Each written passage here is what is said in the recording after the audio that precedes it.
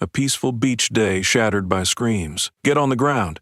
The whole family face down in the sand. But when the father calmly flashes his FBI badge, the beach goes dead silent. KABG's cops freeze. Phones roll, and social media, it detonates like a bomb. Don't blink, because this is where power flips, and racism gets dragged into the light. The sand was warm beneath the children's feet as they chased the waves upon a sunlit Californian beach. Laughter filled the air, lit by the golden glow of an endless summer afternoon. A serene family scene disrupted only by the sudden appearance of sharp voices and authoritative commands that shattered the coastal calm. "Get down on the ground! Now!" The words rang out like gunshots, pulling every eye toward their origin. The scene had inexplicably transformed from joyful to chaotic. At first, Jocelyn and David Marshall couldn't believe what was unfolding around them. Vacation was supposed to be a time of peace, a precious, rare respite from life's burdens. Yet, here they were,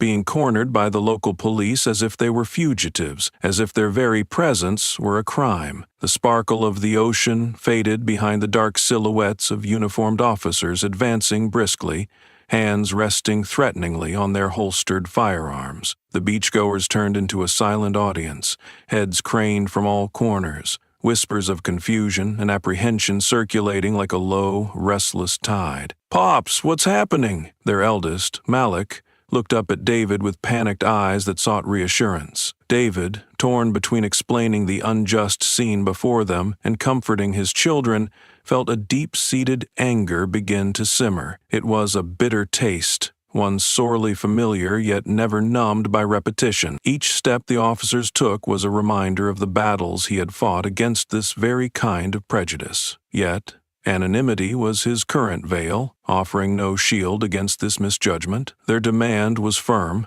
hands behind their heads, face down in the gritty sand. For a moment, Jocelyn and David hesitated, hearts pounding with a mix of fear and disbelief. What were their crimes exactly? Was it their skin, their presence in a place not theirs? "Sir, there's a mistake. We aren't doing anything wrong here. We're just—" Jocelyn began, reaching for reason amidst the madness. The officer's eyes, covered partially by reflective sunglasses, offered no hint of concession, his voice unyielding. "Ma'am, comply or face arrest for obstruction." Faced with no alternative, they complied, every grain against their skin a reminder of the humiliation, the ground symbolic of societal tears they were forced to sink below. David held his terror for his family and his anger carefully in check, each second stretching out like an unheard scream. Instead of reacting, he reached with an invisible hand into the reservoir of trained composure he had amassed over his career. Even without the ability to see beyond the heels of the officers, David knew the crowd's reaction tethly were uncomfortable, murmuring some recording, others simply transfixed by this public unfolding of silent, pervasive prejudice. Time stretched, and his family's calm began to fray. It was infuriating, dehumanizing. The officers did not know who David was, and in this moment, that ignorance was a dangerous thing. His professional instinct kicked in when a mistake was made as he heard the officers debating arrest codes that were evidently as misplaced as their authority in this context. The explosive revelation. A badge quietly slipped from his pocket as the officer roughly rolled him over, brought the first spark of acknowledgement into the chaos. A switch flipped with an understated snick in the air, not unlike a trigger. "I'm David Marshall, FBI," he said, his voice laced with cold, controlled power, a steel cage against which their prejudice crashed impotently. The officers froze, their calculated demeanor breaking in a heartbeat's prickling silence. Echoes of disbelief, then palpable tension, shifted to them, from stunned beachgoers to guilty law enforcement, and thus a defining snapshot, a moment, grotesque yet clarifying, was imprinted upon the consciousness of those gathered, fixing them to this narrative unfolding under the sun: a family wrongly accused, a profession rendered powerless by the salience of skin. Why? Malik's quiet question hung heavily, more potent than any protest. His hand clutched his father's arm, seeking the man he always thought invincible. David's heart broke a little more, knowing this day had shattered another piece of his children's innocence, even within the embrace of parental protection. As the officers scrambled to untangle their assault on justice, a singular truth remained, one that would not be erased by apologies or misunderstanding. The illusion of ignorance was exposed under the son's searing revelation, but the damage, oh, that damage, was real. A quiet sat heavily over the Marshall family as they gathered their belongings from the beachside, each shaken in their own way by the encounter. The pounding of the surf seemed muted, eclipsed by the silent roar of the injustice they had just endured. David Marshall walked ahead, his mind replaying the recent scene on an endless loop. The weight of his badge felt unusually heavy in his pocket. The very symbol of justice and protection had proved meaningless in the face of ignorance and bias. His footsteps slowed as the implications of what happened began to settle into his bones, the anger still thrumming like a taut wire beneath his skin. He was an FBI agent, trained to face threats and challenges, to be the pillar of strength his family looked to for safety. Yet on that stretch of beach, surrounded by onlookers and captured by intrusive smartphone cameras, his authority had slipped. No badge, no title, nor legal jargon impressed upon those officers their mistake until it was almost too late. Instead, it took a simple declaration of status to halt their advances. But why should that have been necessary? "David," Jocelyn called softly, breaking through his introspection. Her eyes, though tired, held a fierce determination. "We have to do something. We can't just let this go. We owe it to our kids, to everyone." David's silence was contemplative, an acquiescent nod, barely perceptible except to her watchful eyes. "I know," he replied, his voice a low rumble tinged with grit. The situation had been volatile and unexpectedly public. It required careful handling. Any response must be measured, considering the potentially explosive public and legal implications. "What will you do, Dad?" Malik's question pierced the introspective bubble. Older beyond his years, forced by the day's events into an unwanted maturity, David crouched to meet his son's gaze, the father and his child wrapped momentarily in a world apart from reality's harshness. "Malik, there are times you speak with your voice, and there are times you speak through your action. We've seen what words can do today. Now we need to show what action looks like." The drive back to their vacation rental was tense. Each family member cocooned in their thoughts. David's mind mapped out potential strategies, drawing from his background to consider angles and consequences. At the same time, the family's unity was palpable, a fortress against the unfairness that had been thrust upon them all. Returning home, David made several calls, each conversation signaling a different ring of the power structures he aimed to shake. His network of colleagues, while complex and often bureaucratic, represented allies across the spectrum.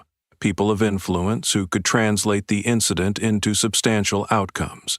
He knew the battle was uphill. The intersection of justice with racism was fraught with pitfalls for even the most diligently trodden case. Yet this was personal. It was for Jocelyn, Mala, and their younger siblings who would have their faith and fairness tested before they fully understood its importance. His resolve hardened further in the quiet hours, when the children had been tucked into bed and the world was still. Jocelyn sat with him, their unity unspoken but steadfast. Words became redundant. The echoes of the day's events filled their thoughts, leaning into the significance of the challenge they faced ahead, together. It was past midnight when David found himself sitting in the dim glow of his study lamp, the quiet punctuated only by the distant crash of waves, a reminder of the scene that had cast this long shadow. He drafted an official report, each word meticulously chosen to demonstrate the gravity of their experience, calculated to stir a response from the upper echelons of the Bureau and other law enforcement agencies. The report was a powerful weapon in a system often deaf to the cries of the marginalized, but it would initiate a chain reaction. It wasn't merely about them, or that afternoon on the beach. It was about the broader tapestry of racial prejudice that bled into law enforcement. His badge would no longer only denote duty, but also a mandate to dismantle the very sectors of injustice he had sworn to protect from. He ended the report with a statement, a challenge wrapped in a question that dared the reader to act. Are we prepared to defend justice, or are we content to allow prejudice to mask itself as law? Slipping it into its virtual envelope, he sent it off, the digital whoosh, a quiet promise. A silent fury churned into activism as the Marshall family's story began its ripple through the nation. The reaction to the Marshall's ordeal was swift and powerful. In a matter of hours, news outlets caught wind of the incident, their cameras and reporters converging on the small town that had become an unintended stage for this unfolding drama. The headline, "Racist Cops Arrest Black Family on Vacation," appeared in bold across screens and newsstands, sparking a fervor of discussion and debate that crackled like wildfire through social media and mainstream news alike. Video clips captured on phones at the beach were edited into montages, highlighting the absurdity and severity of the situation in crisp detail. Commentators dissected each frame, holding them up as evidence against entrenched racial bias within the police force. The public, galvanized by the mounting tension, didn't mince words in their condemnation. The local news station ran a segment featuring calls from members of the community, their voices suffused with indignation, disbelief, and support for the Marshalls. One caller, a respected local pastor, boomed through the speakers with clarity and conviction. This isn't just an accident or a misunderstanding.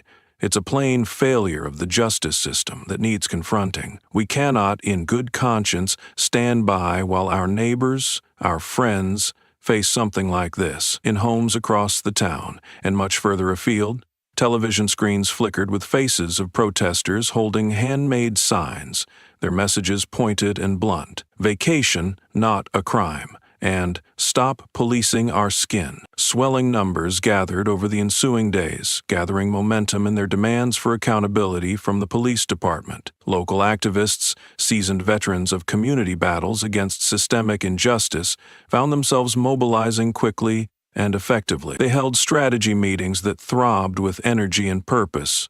Youth groups, seniors, churches, and other community organizations banded together to plan marches and rallies, ensuring that the noise of their collective outrage remained unignored. Meanwhile, inside government offices, phones rang incessantly, as public officials were inundated with calls from constituents demanding action. Politicians, sensing the political climate shift and the undeniable public anger, began addressing the situation in statements packed with assurances for accountability and change. The mayor, Rebecca Hughes, took to the podium in a hastily arranged press conference, her voice firm as she delivered her address to the townspeople and those watching across state lines. As a community, we need to acknowledge failings that have brought us to this point. This family, the Marshall family, deserves immediate and thorough transparency into what has occurred. I assure you, there will be no stone left unturned in delivering justice. Against this backdrop of rising action,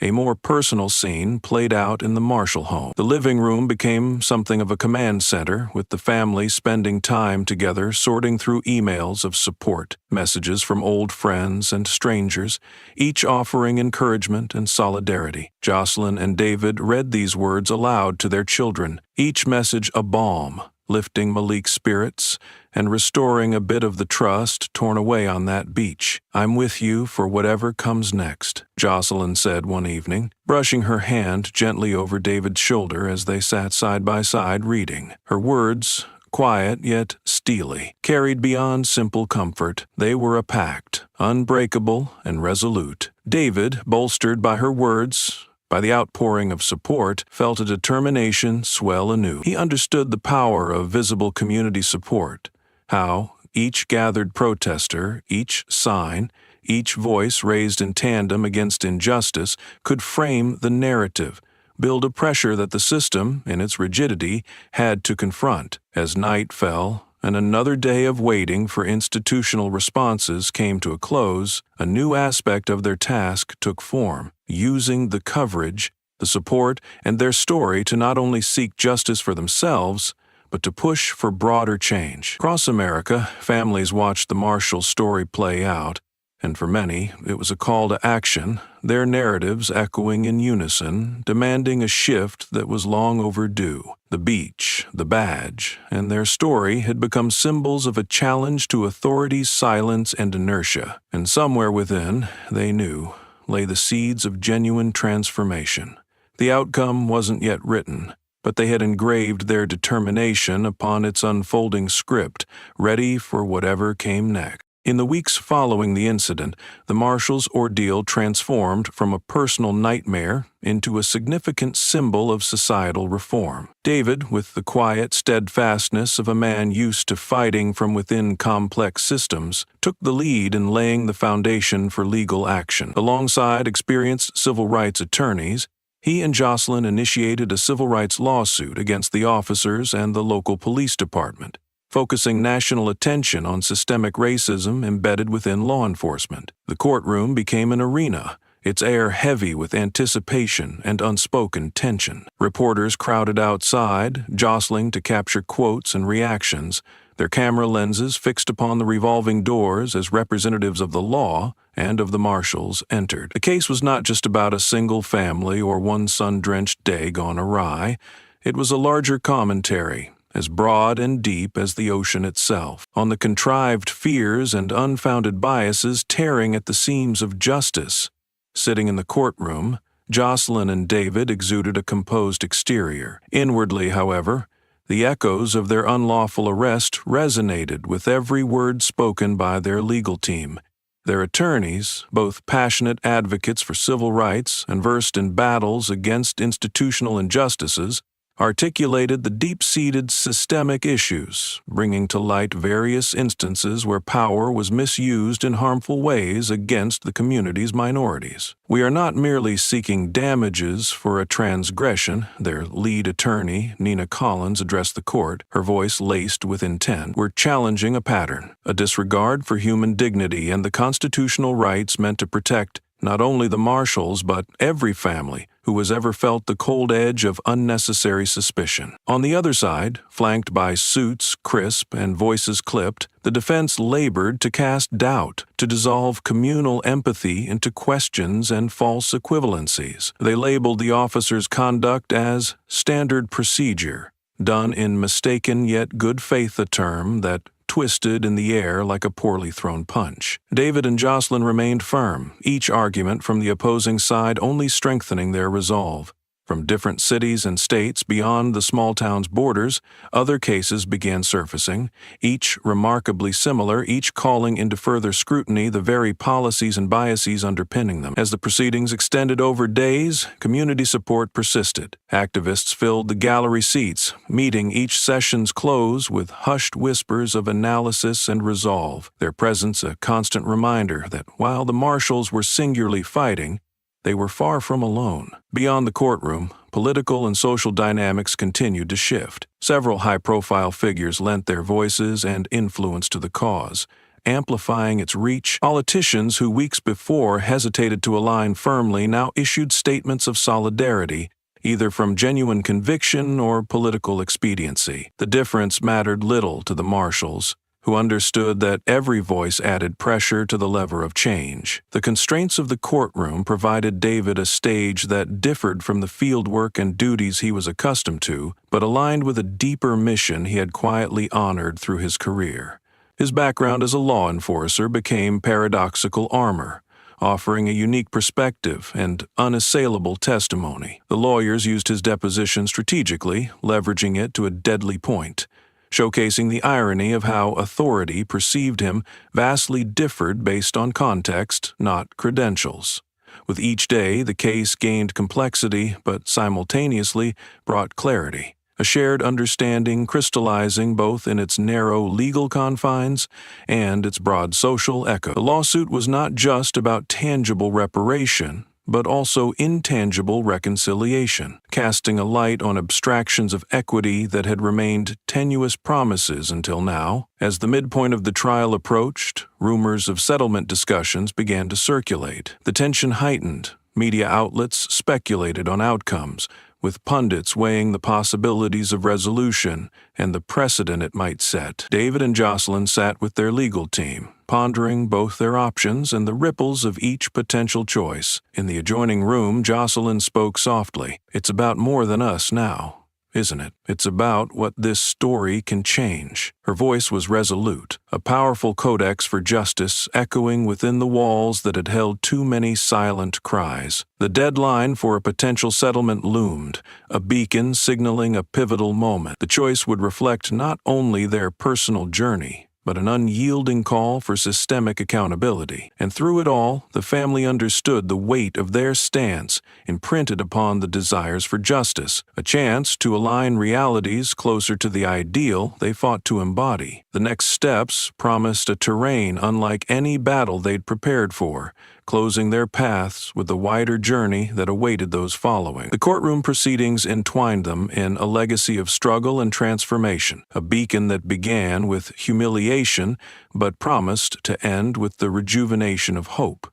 And for that, they steeled themselves anew. The political response to the Marshall story was as swift as it was calculated. In the tangled corridors of state and federal government, voices that had once whispered now amplified into bold declarations, eager to harness the momentum for accountability. Among these voices, Senator Lisa Harding emerged as a formidable ally. A staunch advocate for civil liberties, she had made headlines with previous crusades against systemic injustice. Her presence added significant weight to the growing pressure on the police department and local government to not only apologize, but to enact substantial reforms. Harding saw the potential in the Marshall's case, a catalyst for the overdue reforms she had championed throughout her career. Before cameras and microphones at a packed news conference in Capitol Hill, Harding delivered a speech that would be replayed countless times on news networks and shared across online platforms. "The injustice faced by the Marshall family is not an isolated incident," she declared,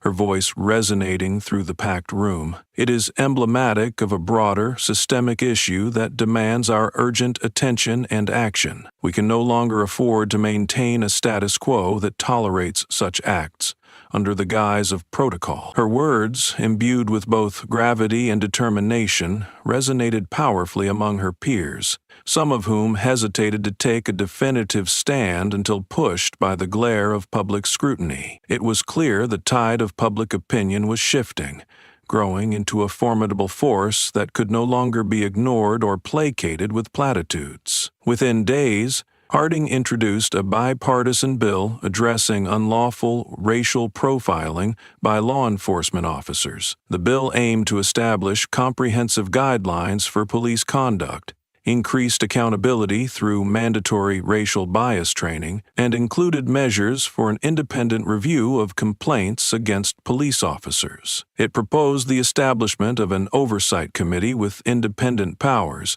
to investigate and recommend disciplinary action against officers found guilty of misconduct. The proposed legislation acted as a lightning rod, drawing sharp, focused attention from across the political spectrum. Some saw it as an overdue course correction, the necessary evolution of policing practices in the new century. Others bristled at the implications it held for traditional structures of authority and power dynamics within law enforcement. Back in the Marshall household, the news of Senator Harding's strong support bolstered spirits. David and Jocelyn watched her speech on a broadcast that evening, sharing a moment of silent solidarity as they felt the swell of national momentum finally aligning with their personal struggle. "This could change everything, couldn't it?" Malik, their eldest, spoke up from the corner of the room, his eyes fixed on the screen displaying the charismatic senator. David nodded, the resolve resurfacing in his quiet voice. "It might, son. It just might." The lawsuit they had initiated was no longer a singular path to justice. It had evolved into a broader battleground for systemic change, intersecting political, social, and judicial landscapes. For the Marshalls, what began as a deeply personal ordeal had unfurled into a collective endeavor, an opportunity to contribute to a legacy of reform they had long desired but never envisioned spearheading themselves. Meanwhile, the bill made rapid progress through the Senate, moving from committee discussion to the floor debates. Advocates for civil rights and community leaders rallied in support, their combined voices echoing across digital platforms, skillfully mobilizing public opinion to press legislators to see the bill through to its passage. This support was echoed in towns and cities far beyond the Marshall's seaside incident, as discussions sparked in community halls and across dinner tables, bringing to the forefront a choreography of reform that highlighted the importance of each individual voice within a collective call for justice. Across the nation, similar stories of injustice and discrimination found platforms as the Marshalls' experience shed light on the shared narrative endured by many. Discussions about race and systemic bias, previously relegated to marginalized spaces and conditions of discomfort, stepped boldly into the mainstream, prompting reflection and reevaluation at personal and institutional levels. The Marshall family's involvement lent authenticity to the discourse, as their personal journey intertwined seamlessly with emergent policy discussions on the national stage. This was not simply theirs anymore, but a shared struggle transcending race and creed. Their experience resonated, resonance that demanded change. As plans for the bill's presentation drew nearer, anticipation loomed heavy, a tapestry woven from hope, determination, and a measure of fear, the fear of reforms undone, promises forgotten. Yet, the Marshalls remained emboldened, a signal amid the noise of legislative and public response ready to pivot to whatever measures the path of reform required next. The culmination of efforts hinted at movement beyond rhetoric, a callous refusal to repeat the mistakes that led them here. As David noted in yet another interview, it's about ensuring beneath every badge lies not only law but justice, unequivocally paired. A heartfelt wish that in another world, on another beach, confrontation would be unnecessary, each wave carrying not memories of humiliation but tranquility and shared understanding, a testament to progress and perpetuity. The atmosphere at the dinner table was unusually tense, the usual clatter of forks against plates accompanied by a heavy silence. The events of the past weeks loomed large, casting long shadows across the otherwise cozy setting. Each family member dealt with it differently. Jocelyn remained resolute, David reflective, and the children awash in feelings they couldn't yet fully articulate. Dinner conversations, once laced with mundane stories of daily life, academic achievements, and playful sibling banter, now revolved around discussions layered with the weight of adult issues. The events had thrust everyone, even those who weren't ready, into a maturity fast-forward. "Why do people hate us?" Karam, the youngest, voiced suddenly.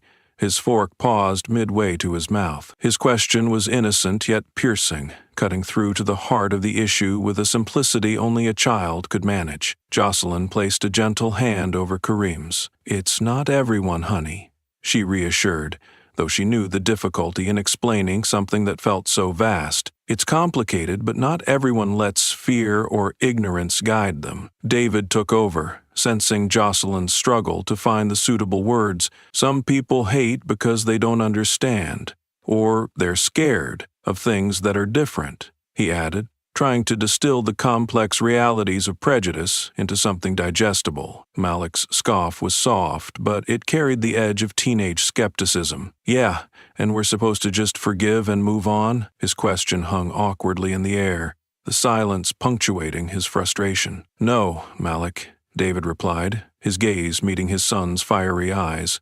"Forgiveness is important, but that doesn't mean we don't fight for what's right. You see, acknowledging that it's wrong is the first step, and standing up like we are is how we start to change things." Malik's jaw tightened, a mix of defiance and confusion furrowing his brow. He was old enough to understand the complexities, yet young enough to crave clearer answers. The experience on the beach had rudely awakened him to a world he could no longer look at through an idealistic lens of simple justice. "I just don't get how showing your badge made them stop," Malik continued. "Why not just respect us like any other family?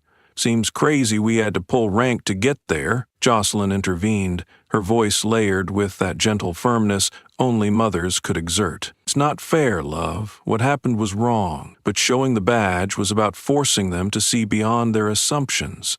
something they should have done in the first place. She cast a knowing glance at David, whose nod confirmed this shared understanding. It was the same understanding that wove through their household discussions late into the evenings, the terrible resilience needed to navigate a world where assumptions prevailed over identity. The dinner continued, the air gradually lightening as Jocelyn shifted the conversation to more typical subjects. Malik's school project, Kareem's upcoming soccer game. The family's resilience shone through these moments, finding semblances of normalcy amid the chaos. Yet this new normal was irrevocably altered. Every word, every laugh, underscored by the knowledge their family had entered a wider narrative of necessary resistance. Their story, etched into the national consciousness, would continue to ripple outward in waves, each conversation helping to reshape the world slightly closer to the one they believed collective justice could build. As the evening progressed, the weight lessened, but never vanished completely, settling instead into a subtle determination. It was no longer just a discussion of anger and sorrow, but plans and hopes for change. David and Jocelyn knew they were imparting vital lessons to their children about strength, courage, and the importance of standing for what was right, even when the odds seemed insurmountable. When dinner concluded and the table cleared, Jocelyn drew David and the boys into a brief embrace. It was a simple gesture, but a binding one. "Remember, we're going to see this through," she said, her words imbued with promise. As each member retreated to their individual pondering, they knew the fight wasn't merely unfolding on personal grounds, but served as an enduring testament to the courage held within confronting prejudice together. This togetherness would be both their shield and spear. Within it lay a synthesis of love and action, a fierce determination to transform adversity into advocacy. Family conversations now scripted a better tomorrow, one crafted with cautious optimism and a tenacious belief in eventual justice. The national media latched onto the Marshall case with fervor reminiscent of a compelling drama, spotlighting it as a potent symbol in the ongoing battle against racial injustice. Major networks queued up to broadcast the unfolding events, each segment saturating the airwaves with a narrative woven from both the Marshalls' deeply personal experience and the broader implications of systemic racism. News anchors, seated behind gleaming desks, presented the clip of the beach arrest with somber gravitas.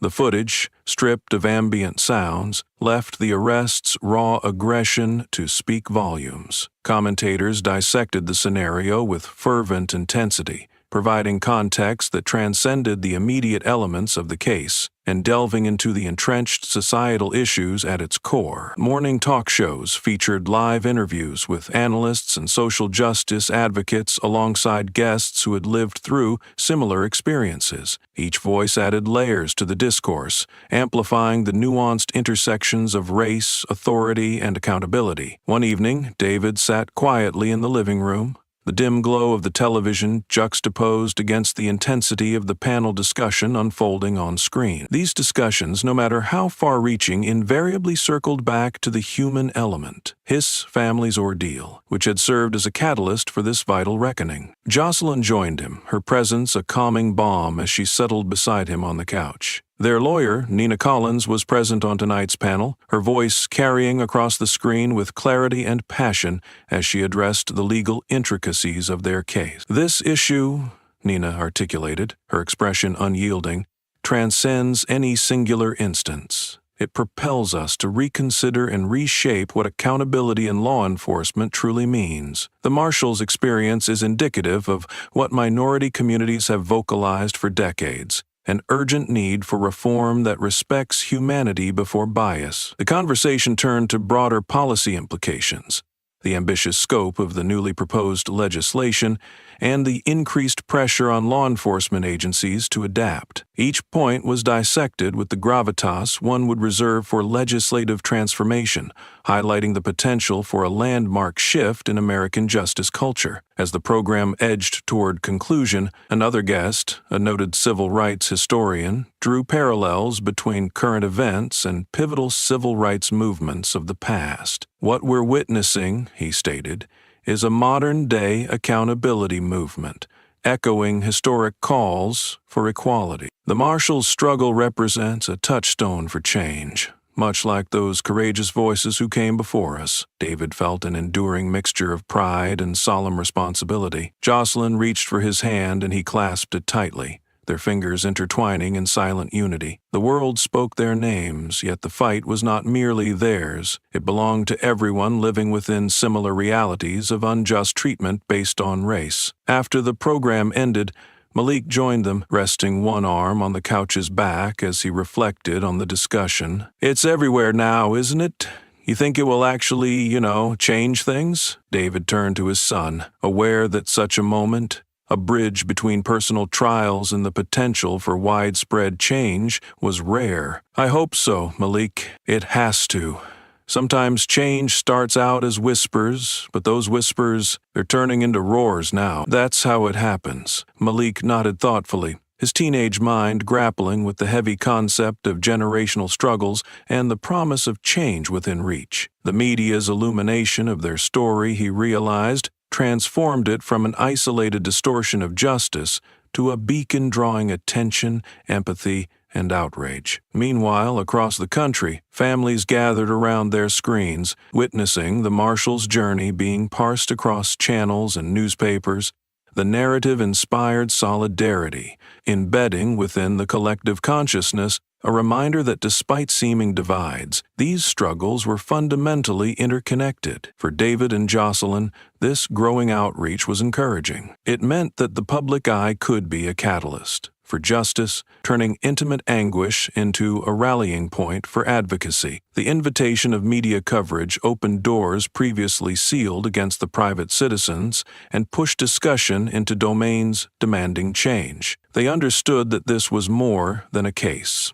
It was an opportunity. With each article written, each segment aired, they crafted not only a defense, but a proactive offense, fostering systemic change to prevent other families from facing the same trauma. In the days that followed, media coverage continued to ripple outward, expanding the dialogue and forcing even greater stakeholders in policy, policing, and governance to confront the realized urgencies of reform. David and Jocelyn were not only the subjects of a startling story, but instruments of potential change, leveraging their experience to confront, engage, and ultimately redefine the societal framework they navigated. And as the public call for justice echoed louder, they vowed their voices would never falter. Emboldened by the swelling chorus of unity for justice, amidst the growing media fervor, the Internal Affairs Division of the local police department launched a formal investigation into the officers involved in the marshal's unlawful arrest. The decision came under considerable public pressure,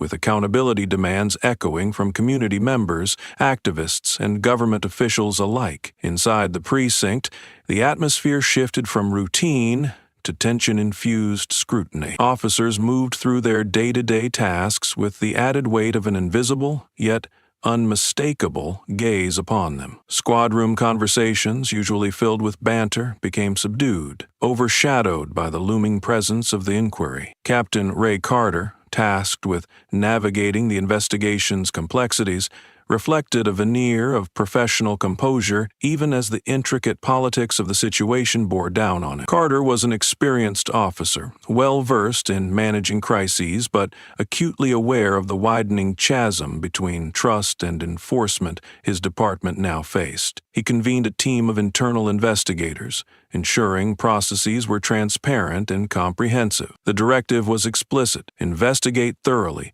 leave no detail unexplored. The stakes were high.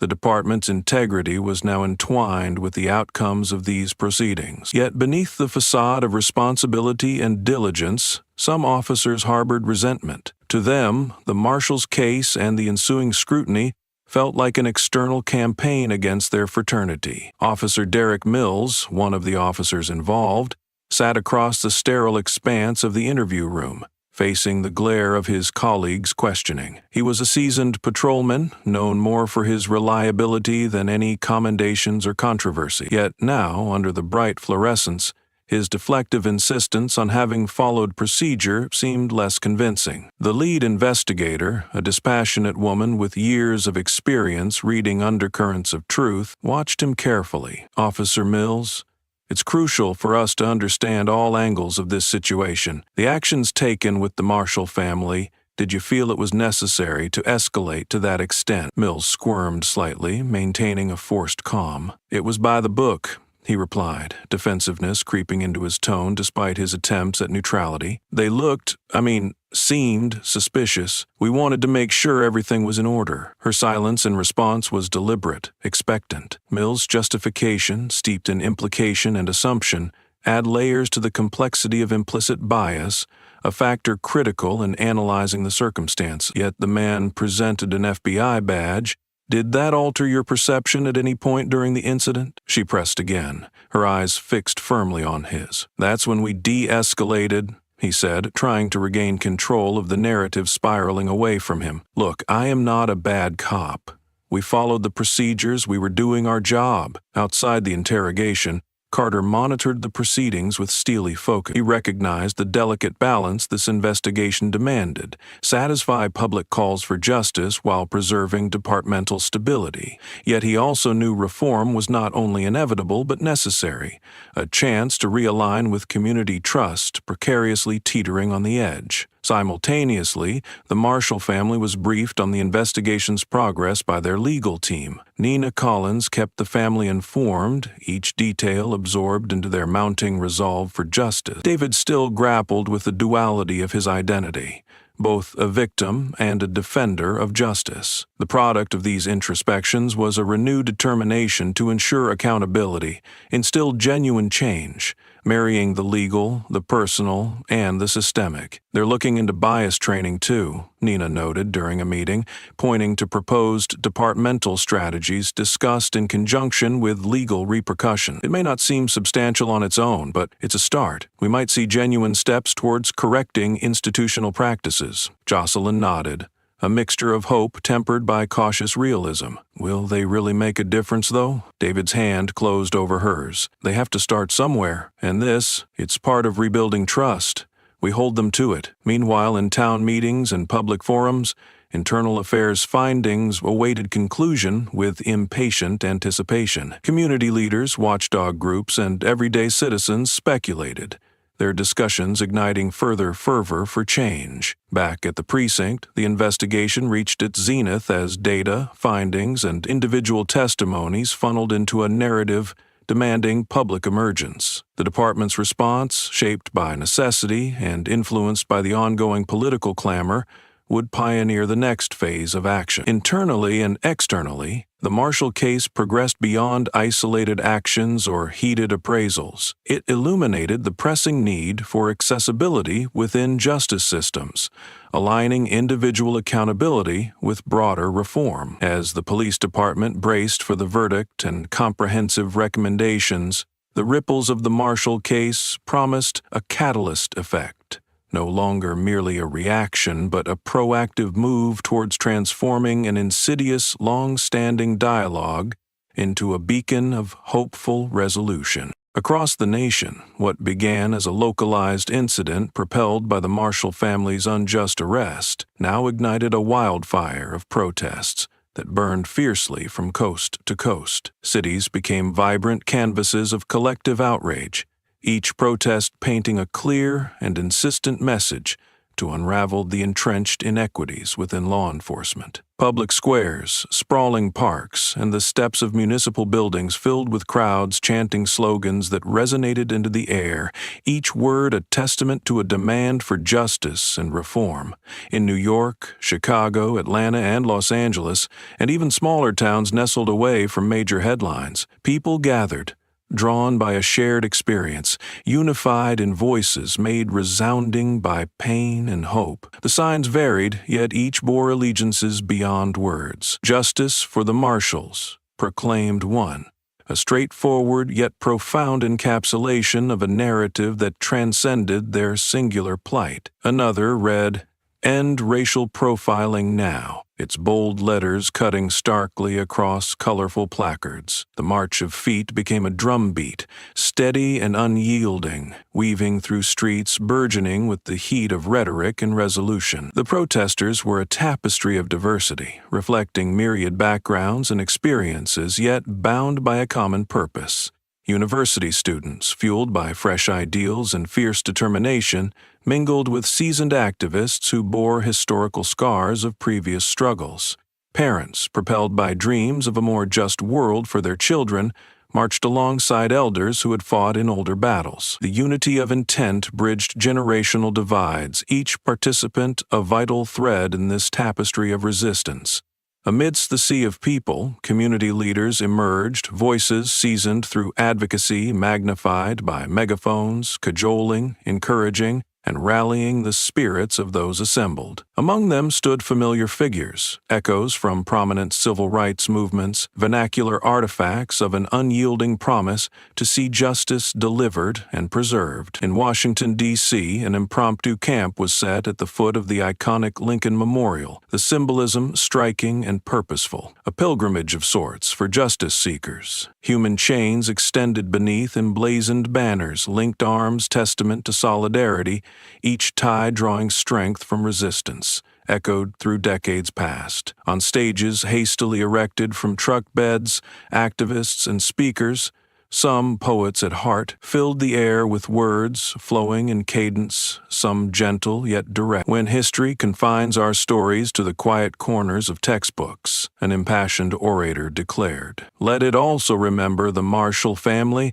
a story written not in the ink of defeat, but in the indomitable voice of change. The media, previously a lens fixed on scandal and spectacle, was swept into the chorus of emotion running like an undercurrent through the protests. Journalists, cameras poised and live feeds streaming, relayed this mosaic of movement, a testament and challenge to power structures beyond their reach. And in the Marshall household, emotions intertwined with the cadence of the march. Though grounded by the burden of being its unwilling nucleus, they were buoyed by the people's support, a manifestation of the changes they tirelessly pursued. Jocelyn, watching the live coverage, understood this broader movement was intimately tied to their present journey. "David," Jocelyn said, drawing him close as they watched the steady march on the screen, "look at this. All of those people," her voice lingered on the cusp of disbelief and pride. David nodded, reflecting on the weight of their burden, now diffused into the collective strength of multitudes. They're marching for more than just our case. They're walking for every injustice that's been swept aside. It's incredible. Malik, taking in the scenes with wide eyes, felt a burgeoning sense of identity beyond his immediate world, a connection to something vast and communal. "I didn't know so many people cared," he admitted, the realization refracting through a lens of newfound hope. Behind the marches were narratives that intersected with the Marshals' own, a story not singular in isolation but woven into the voices echoing across city streets, thrust into a continuum that refused erasure. And while change would never come as swiftly as the push against injustice demanded, this newfound momentum signaled a culture awakened, a wave breaking over the shores of indifference with renewed, resounding force. As protests continued, voices resonated together, preparing for the legislative challenges that lay ahead. Each step took them closer, a reminder of the enduring power they sowed into communal action, turning isolation into collective strength and foreshadowing a society bearing the indelible mark of reformation, shackled no longer to ignorance. With persistent resolve they marched on, an unwavering procession daring history to record not only the struggle, but the enduring promise of progress. Back at home, the Marshall children faced their own struggles, particularly as the buzz surrounding their family's case began to permeate school hallways and social circles. The story had spread beyond the TV screens and newspaper headlines, weaving itself into conversations and creating waves that seeped into every facet of their young lives. In the classroom, Malik and his siblings encountered the unyielding gaze of curiosity, pity, and, at times, prejudice. While some teachers addressed the topic with sensitivity, using it as a starting point for vital yet often uncomfortable discussions on race and justice, others either ignored it altogether or approached it with hesitancy that stifled meaningful discourse. During lunch one afternoon, Malik sat at his usual table, a mix of friends surrounding him. The chatter of school drama and daily life filled the air until a sudden lull descended as the latest headline involving the marshals flashed on the cafeteria's mounted screen. "Hey, Malik," his friend Jordan ventured cautiously, "how you doing with all that's happening?" Malik, usually composed, felt the usual confidence waver under the collective attention. "I'm okay," he replied, trying to suppress the mixture of emotions bubbling beneath the surface. Another voice piped up. "Do your parents really think they'll change anything?" The question, innocent but pointed, sharpened the atmosphere. Malik paused, grappling with thoughts worn heavy by the burden of expectation. "Yeah, they think they will. I think they will. This is more than just about us now." Jordan nodded, the somber acknowledgement of youthful idealism meeting the complexities of systemic resistance. "It's pretty brave what your family's doing, but it's also kinda scary, right?" "Yeah," Malik admitted, his voice barely above a whisper. His usual bravado was overshadowed by the gravity of their situation, feelings of anxiety melding into the resolve to support his family's fight. At a nearby table, whispers spread quiet yet potent in their assumptions. Malik caught snippets, fragments of ignorance and prejudice that turned sharply against the prevailing narrative of support. One whisper rose above the rest, tinged with a complacent disdain. "I bet they're just doing it for attention. Bet nothing's gonna change anyway." Malik stared into his tray, the words stoking a quiet flame within. The echo of doubts and denials lingered like a stubborn shadow, but his thoughts lent him armor, a reminder of the deeper truth, beyond perfunctory dismissals. "Hey," Jordan interrupted, seeing Malik's internal struggle reflected in his gaze. "Forget them.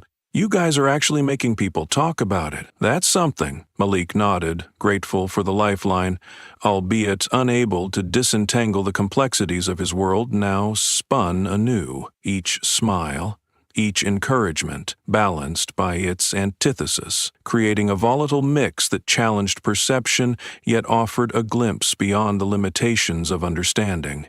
Round him, the cafeteria resumed its hum, the usual patterns resettling into focus as students, teachers, and staff returned to their routines. Yet Malik carried the awareness that their family's story was not just etched into media, but into each passing day. His identity intertwined with societal shifts, brewed far from his immediate grasp. In the halls, Kareem and his classmates faced similar probing, an awkward analysis from children whose understanding was mere fragments pieced together from overheard conversations and parental interpretations. "Kareem, does it mean your dad can arrest lots of bad people now?" one boy asked, his question an intersection of hero worship and naive misconception. "Not exactly," Kareem replied. "He's trying to show that they are wrong for acting like that in the first place." The answer satisfied his peers minimally, their focus shifting back to the play of recess. Still, Kareem understood that beyond games and laughter lay a world demanding attention, one where his family's circumstances colored interactions with complexity unsuited to typical grade school simplicity. For the Marshall children, school became another battlefield for identity and change, their families' experience an undefined curriculum and tolerance clashing against ignorance. Yet it was also an opportunity, a chance to reshape narratives, to lend truth to actions taken and words spoken. As Malik, Karen, and their siblings returned each day, education extended beyond textbooks, encompassing a call to define and reshape the very conditions of their learning and existence. The Marshall children returned home each day, their stories woven into a larger tapestry their parents crafted with courage and determined hands. At dinner, as they recounted the day's events, their voices threaded unity through conversation, a family embracing the uncertainties of tomorrow, pulled by roots deepened in justice-seeking, unwavering truth, amid the dissonance of adolescence and societal change. In classrooms and hallways, the echoes of resistance grew steady, youthful minds burgeoning with critical thinking, dialogue faltering but determined, opening up possibilities for futures shaped by empathetic awareness and an unwavering conviction.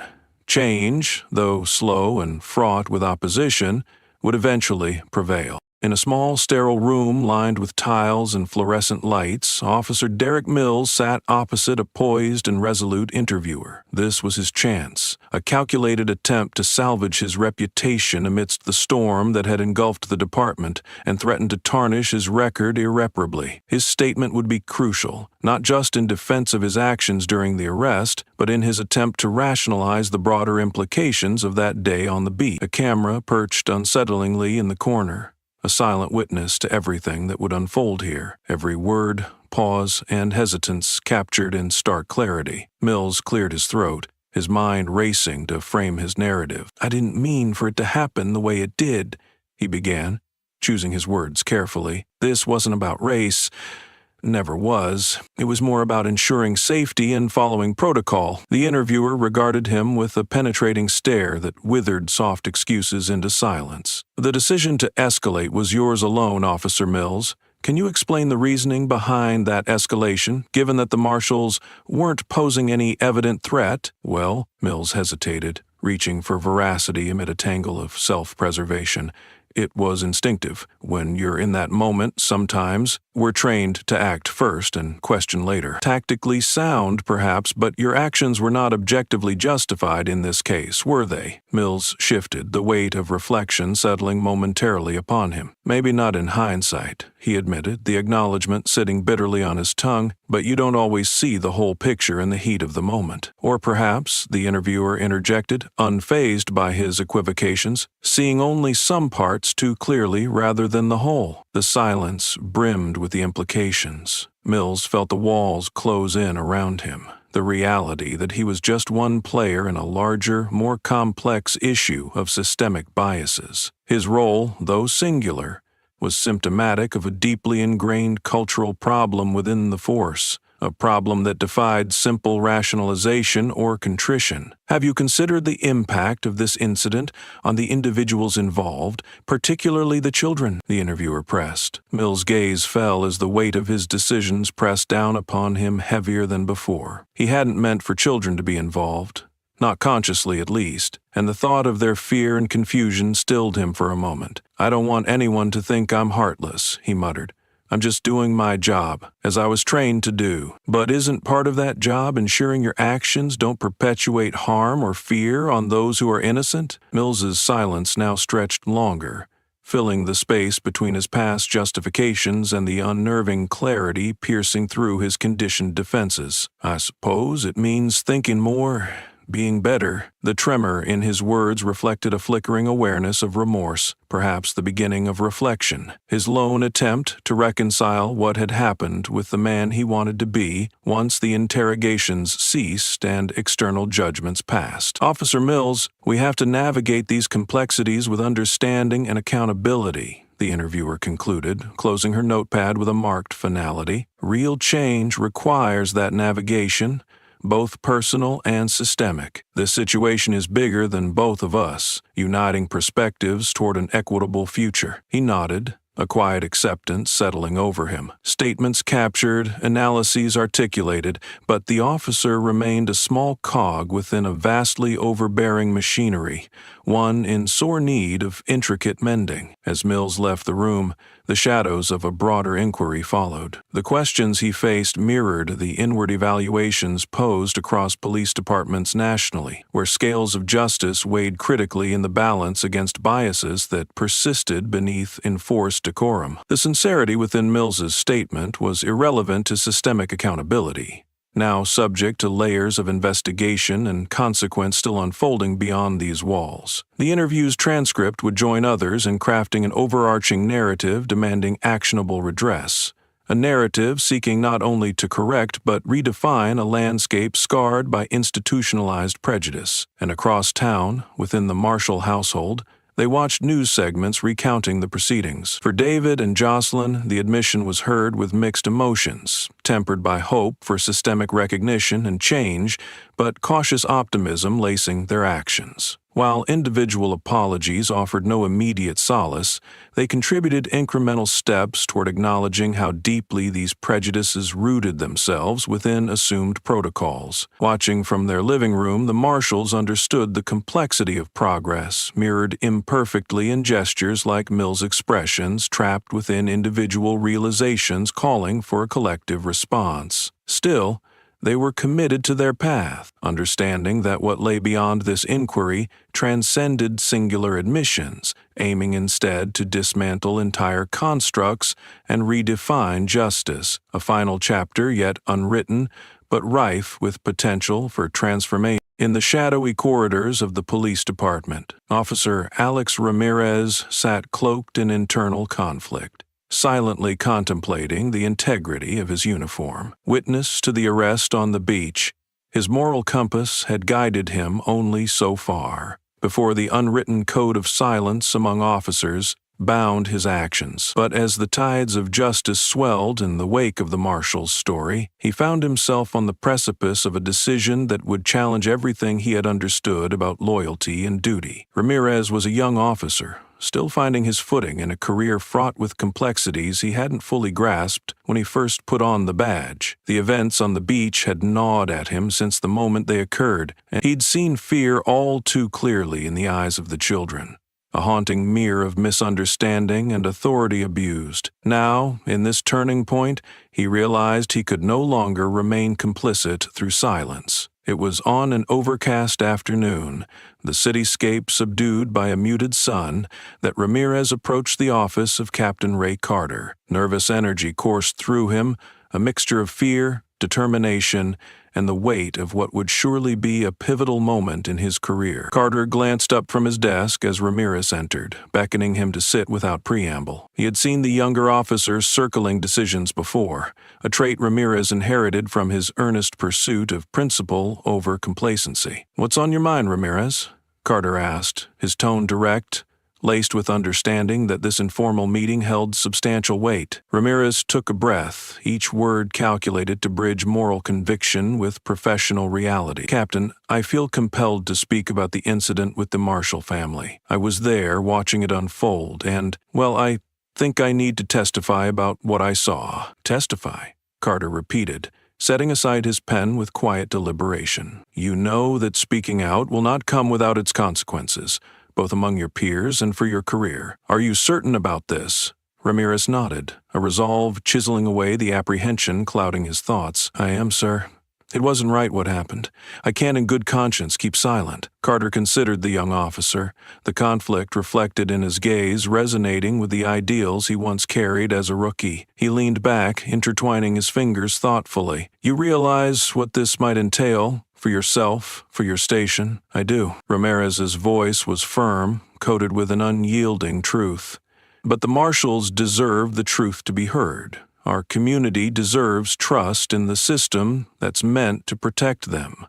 The air between them crackled with the implications of his words. Carter saw in Ramirez a fracture between departmental loyalty and overarching justice, a blend of dissonance and hope. It would unsettle the tenuous balances within, but ignite fires for reform far beyond paper policies. "All right, Ramirez," Carter agreed finally, a discernible respect edging his assent. "You will have to prepare a statement, and this will make its way to the committee reviewing the case. I'll ensure your side is heard." As Ramirez left the office, a burdened anxiety temporarily lifted, but he understood his actions would ripple through the placid veneer of order and command into wider currents of institutional flux. Several days later, with nerves tempered by conviction, Ramirez sat before an official panel tasked with examining the arrest and actions taken. Here, among the committee members, questions cut through administrative fog with precision, demanding clarity. His heartbeat thrummed beneath his uniform as he spoke unadorned truth,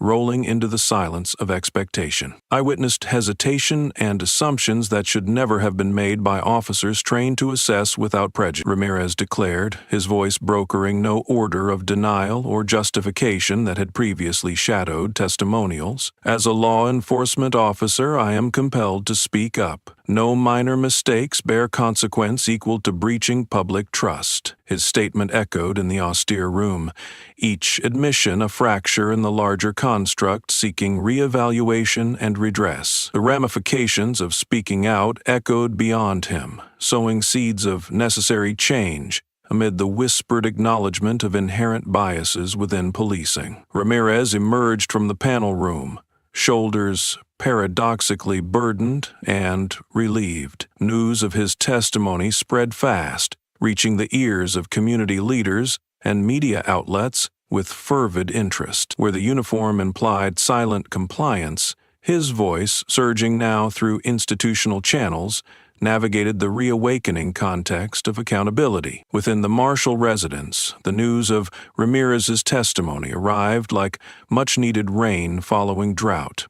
David and Jocelyn listened to the report with renewed hope that fairness could flourish within a rigid system, lining dark clouds with the silver possibilities of transformation. This single act from within was a line cast into profound depths, reaching beyond departmental silence and offering a beacon that swore commitment to honesty over misplaced loyalty. As Ramirez's voice joined others rising above deep systemic waters, the call for justice became persistent, illuminating pathways toward redemption and restructuring. And as questions demanded answers, the truth, once buried, began its journey to the surface, a necessary rekindling of faith in justice's promise to all. The courtroom was a charged tapestry of anticipation, its atmosphere thick with the gravity of proceedings that had captured national attention. Today, it would witness a pivotal hearing in the Marshall's civil rights lawsuit, a day that promised intense scrutiny and,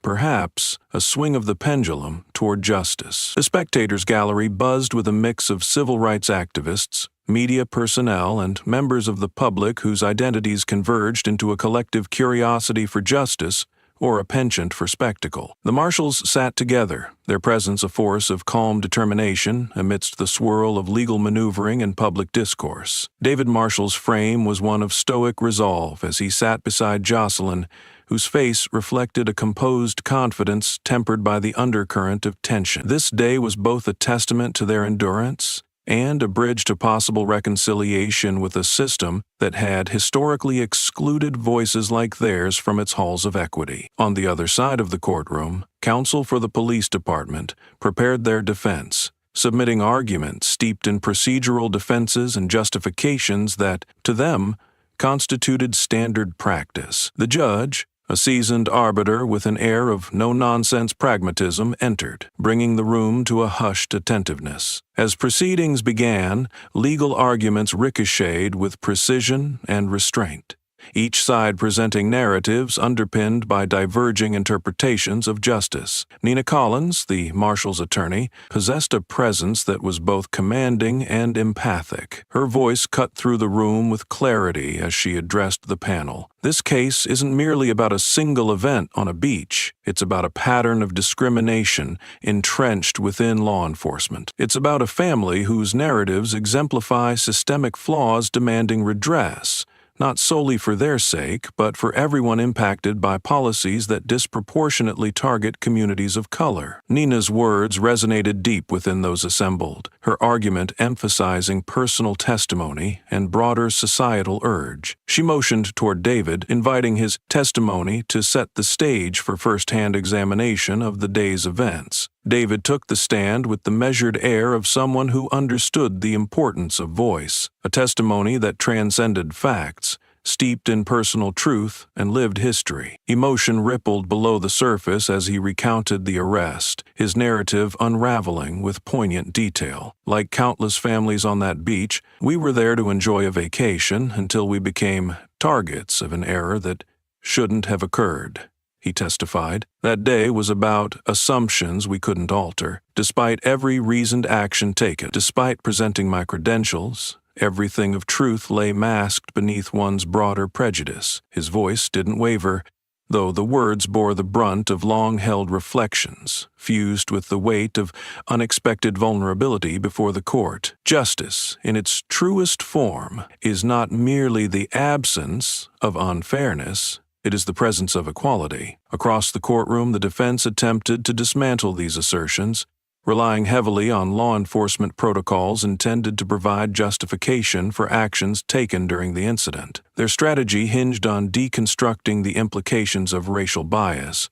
shifting focus onto perceived threats and due process under standard operational methods. But as the day's proceedings continued, the cumulative weight of evidence and testimony fostered an undeniable shift. Witnesses for the marshals, including Officer Ramirez, who had previously testified against his colleagues, brought forth articulations of systemic observations that contoured the broader discourse with critical insight. Ramirez, taking the stand with a steady gaze, reiterated his observations candidly. Those involved were quick to react based on bias. They never saw a family enjoying a day at the beach, just a perceived threat because of preconceived notions. It's a reality that's sadly all too common, and it's a reality that needs mending. The court absorbed his words, each testimony building layers upon instances of misuse, with clarity demanding introspection from all present. Each line spoken committed to course correction, a pursuit of justice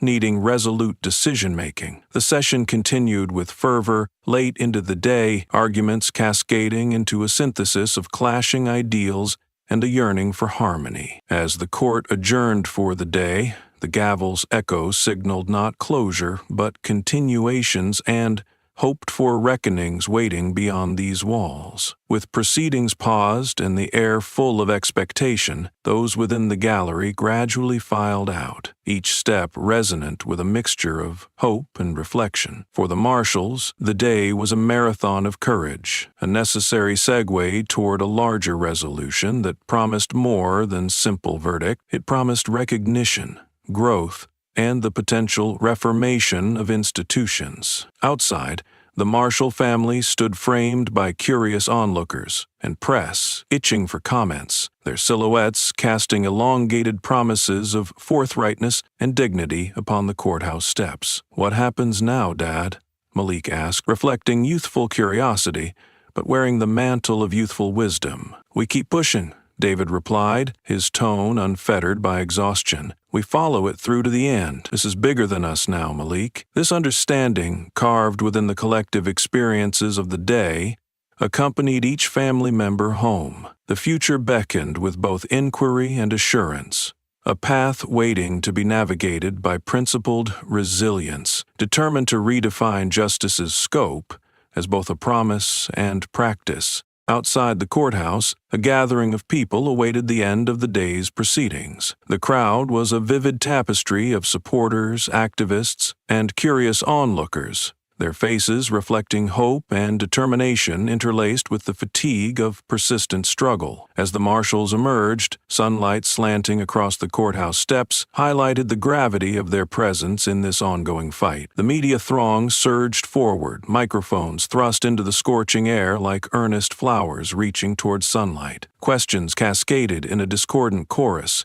eager to seize the narrative embroiled in the Marshall family's indefatigable resilience. "Mr. Marshall, do you believe today's testimony will tip the scales in your favor?" one reporter asked, urgency threading her voice. David paused, allowing the question to resonate within the gathering throng before responding. "This isn't solely about favor. It's about the truth," he said, his voice firm yet laden with the compassion that underlined each public appearance. "What we strive for isn't just personal justice. It's a wider recognition of an implicit truth many experience, but too few see action against." The crowd animated in response to his measured optimism, ready to seize this moment as another step toward dismantling the structures long skewed against equitable justice. Meanwhile, Jocelyn, aware of the public's diversity, approached with her characteristic warmth, an aura of solidarity extending beyond physical proximity. "We are so grateful for all your support," Jocelyn addressed the assembled families, individuals, and activists. "This fight is bigger than any single family. It's about creating a place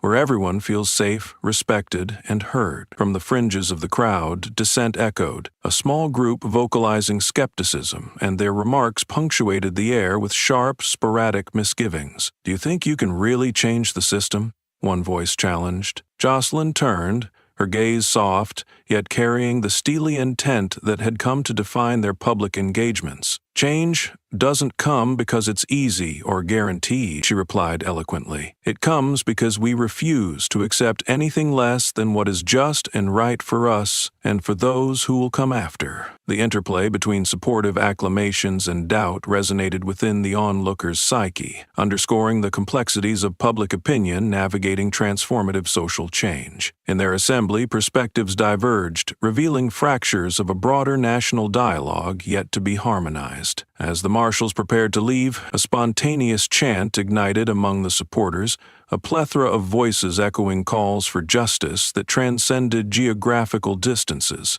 threading through streets, homes, and the hearts of those willing changemakers. Later that evening, in households across America, debates and conversations ignited anew as people reflected on the day's developments and crystallized incidents reframed before their eyes. Families gathered around tables and televisions, dissecting the implications steered forth by a case large in both heart and scope. Yet beneath these surface observations lay the undercurrent of divisions that continued to polarize perceptions. At a local diner in town, a group of patrons found themselves embroiled in heated discussion, each perspective reflecting broader dialogues that spilled into public consciousness. Two men, each with differing opinions, exchanged arguments over coffee and the fading daylight. "It's all grandstanding," one of them insisted. Skepticism etched into every syllable. "Courts don't change things. Look at everything that's come before. People like the marshals are just pushing too hard." His companion shook his head, the rhythms of age yielding both understanding and an enduring hope. "Change never happens neatly," he replied, his voice weathered like old leather. "They press because that's the only way we've seen progress. These stories ain't just about families like the marshals, they're about confronting truths other people look away from." Meanwhile, across town, in community centers and schools, conversations amplified by digital platforms churned with fervor. Social media landscapes burgeoned with exchanges, some hostile but many heavy with solidarity, focused on carving pathways for reform and reconciliation.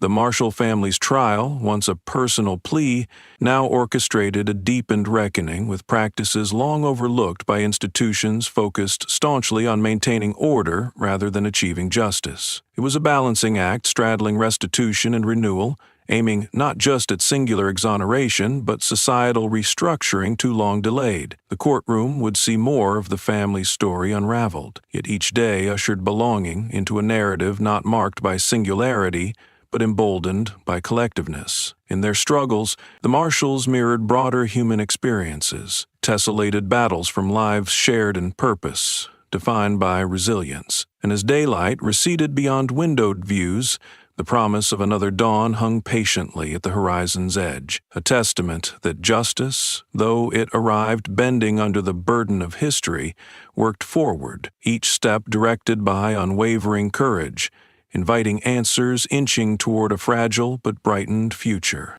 Within the walls of their home, the Marshall family gathered round the kitchen table, the day's events swirling around them like a gentle yet insistent tide. The heightened emotions of the hearing lingered, yet amidst the residual tension, there was an anchoring resolve that held them together, fortified by love and shared purpose. Jocelyn set out the evening meal, her movements deliberate, infusing each action with comforting normalcy. She paused to catch David's eye, unspoken words of solidarity bridging the silence between them. The children, seated and expectant, bore various expressions, curiosity mixed with concern, tinged with the residual unease of understanding their part within a larger narrative. Malik, ever perceptive and astutely aware of the world beyond his immediate surroundings, spoke first. "Do you think what we're doing is really making a difference?" His question held the weight of youthful sincerity, seeking assurance within the whirlwind of change that tugged at their lives. David placed his utensils down, thoughtful as he addressed his son. "It might not always feel like it, Malik," he began,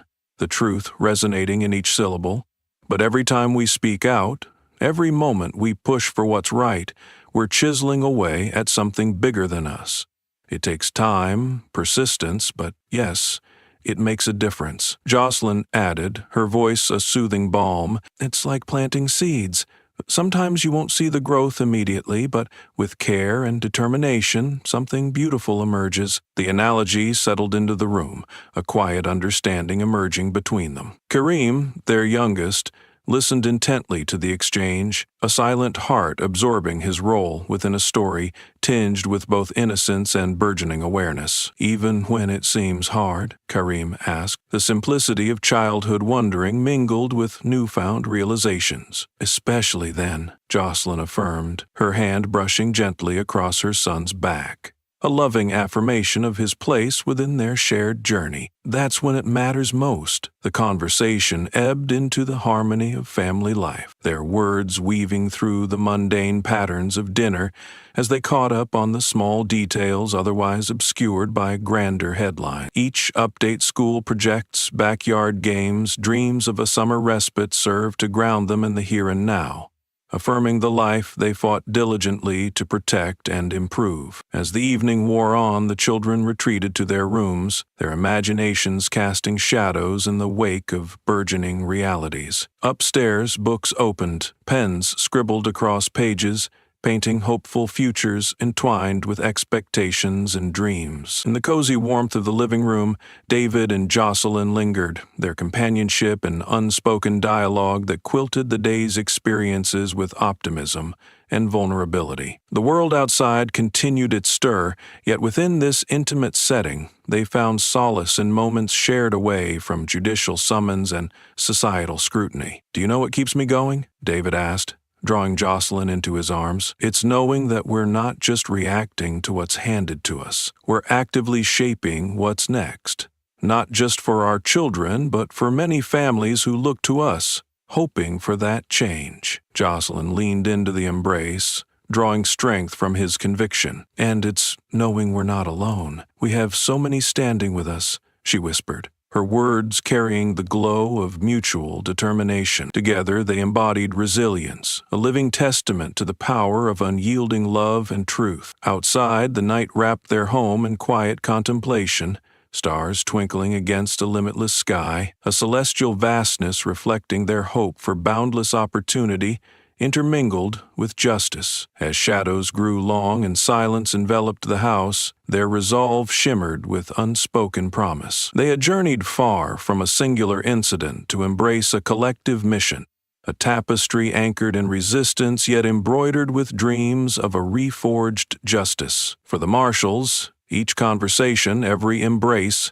rekindled the endurance required to transform struggle into solidarity and adversity into advocacy, a journey they embarked upon steadfastly together. In the comfort of night's hush, they breathed life into timeless truths, carrying their endeavor for fairness into realms both familiar and uncharted, echoing a promise of progress destined to light tomorrow's uncertain path, one determined step at a time. Within the hallowed halls of the FBI headquarters, whispers of the Marshall case had infiltrated conversations, weaving themselves into the fabric of the Bureau's consciousness. David's decision to confront systemic flaws within both local law enforcement and broader societal constructs had not only thrust his family into the spotlight, but also challenged a fraternity that thrived on unity, duty, and secrecy. In a conference room flooded with morning light filtering through half-closed blinds, a meeting was underway. Around the table sat senior agents, their expressions drawn into varying degrees of concern,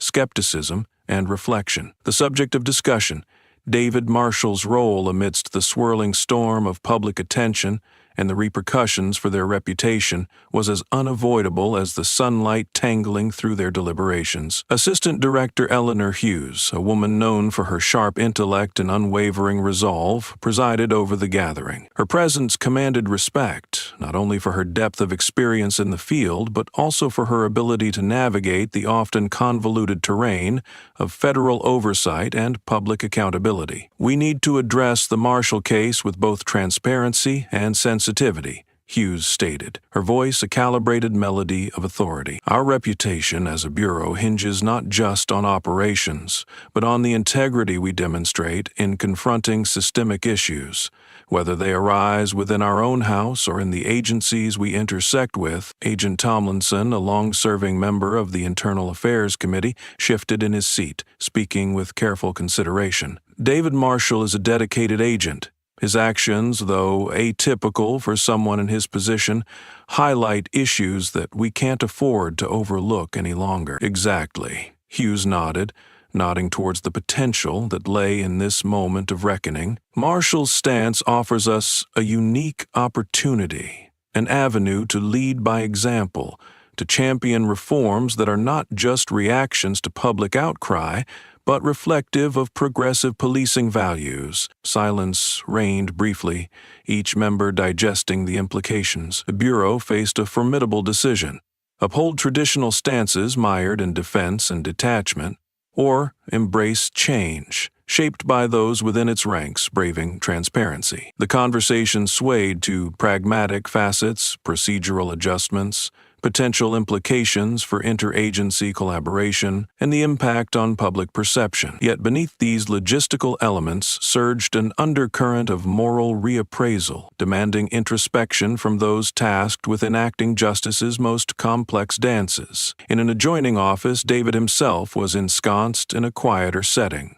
reconciling his dual identity, an agent of the Federal Bureau and a central figure in a struggle overtly hostile toward egregious facets of justice. His own reflections were intertwined with the organizational disquiet, yet they remained firmly tethered to his profound belief in principles he could not unravel. A knock on the door pulled him from contemplation. Hughes stood at the threshold, her demeanor confident yet receptive. David gestured for her to join him, a mutual understanding intuitive in their shared ethos of service. "Director Hughes," he acknowledged, a respectful clarity edging his greeting. "David," she began, settling into a chair across from him, "I want you to know that the Bureau stands not only by our agents in times of adversity, but within the truths they illuminate. Your actions in advocating for justice for your family reflect the values we hold, even if they disrupt conventional methods." Her admission hung in the room, melding with shafts of light filtering through symbols of an unveiling comprehension between them. "I appreciate that, Director," David replied, his sincerity unfiltered. "I never sought to make this about more than it was, though I understand how it has become so much more." Their exchange encompassed more than words. It deciphered an unspoken commitment to transforming the role of the agency into one of authenticity, where actions and values aligned without being compromised by historical inertia. "I believe we can use this moment," Hughes continued as the dialogue turned tactical, "to pilot internal reforms, advance training, address biases, and build partnerships with communities in ways that foster trust. You have the experience and the perspective to help shape this endeavor." The proposal resonated deeply within David, an opportunity to carry forward the changes his family had fought for and embed them within institutional ambit. Their discussion aligned on strategy, weaving paths of decisive action embedded with foresight, a blueprint for the Bureau striving to regain its mandate of public trust, buttressed by ethical fidelity. Together, David and Hughes illuminated the potential for transformation from within, crafted by those resilient enough to challenge the very frameworks that had once defined them. The meeting between David and the director marked a turning point, not only for what lay immediately ahead, but for the ember of collaboration kindled from a shared vision, a pact to redefine narrative control so deeply entrenched, embracing the measure of change yet to come. Even as bureaucracy loomed like an ever-present specter, here was the beginning, not an uncontested conclusion, but a promise to dismantle complacency with vigor, aligning purpose with possibility. And as they parted, a current of possibility flowed outward, intent on absorbing the lingering shadows with light, a mutual ascent into reinvention, fortitude sewn into tomorrow's potential fabric.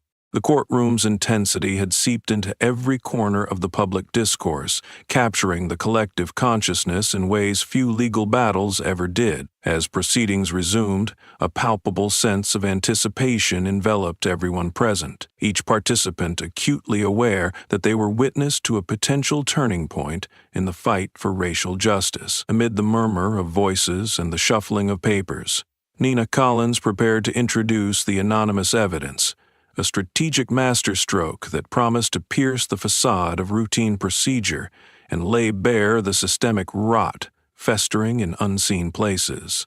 The documents offered a damning insight into the preconceived protocols that shaped so many interactions between law enforcement and communities of color. Your Honor, Nina began with a confidence that resonated across the silent courtroom. The documents we present today reveal a systematic pattern of racial profiling and discriminatory practices, not isolated to one incident, but pervasive within the protocols that guide policing practices in this department. She paced slowly, purposefully, her words calm yet forceful. These emails and memos highlight a tacit approval of biased actions under the guise of necessary law enforcement, a betrayal of the very principles that should underpin our justice system. As Nina laid out her argument, one email in particular held the court's rapt attention. Its language was blunt, describing unspoken quotas and pressures to target individuals based on ethnicity rather than behavior. It was a chilling testament to the reality many faced daily,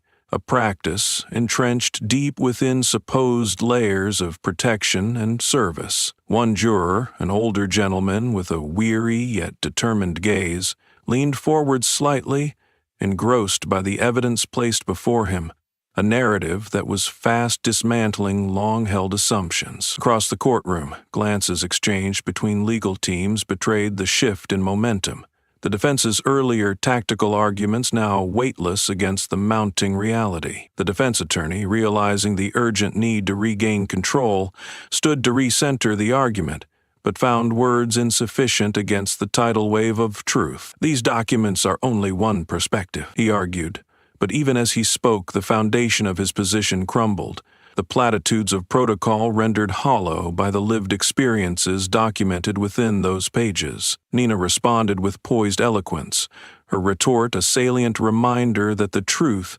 however painful, was the first and necessary step toward reform. What these documents provide is clarity that these actions are not isolated, but rather a systemic failure requiring accountability, recognition, and change. The tension in the courtroom was electric, a symphonic crescendo led by Nina's unwavering command. The judge, a man seasoned by decades on the bench, absorbed the revelations with a critical eye, understanding the weight of what had been disclosed and its implications beyond these hearings. From the gallery, David and Jocelyn watched with hopeful eyes, Malik seated between them, feeling the gravity of this momentous day, a day that concluded not with judgment, but the promise of further deliberation. As the session ended and the court recessed, a surge of communal energy swept through the courthouse halls, discussions igniting amongst all present.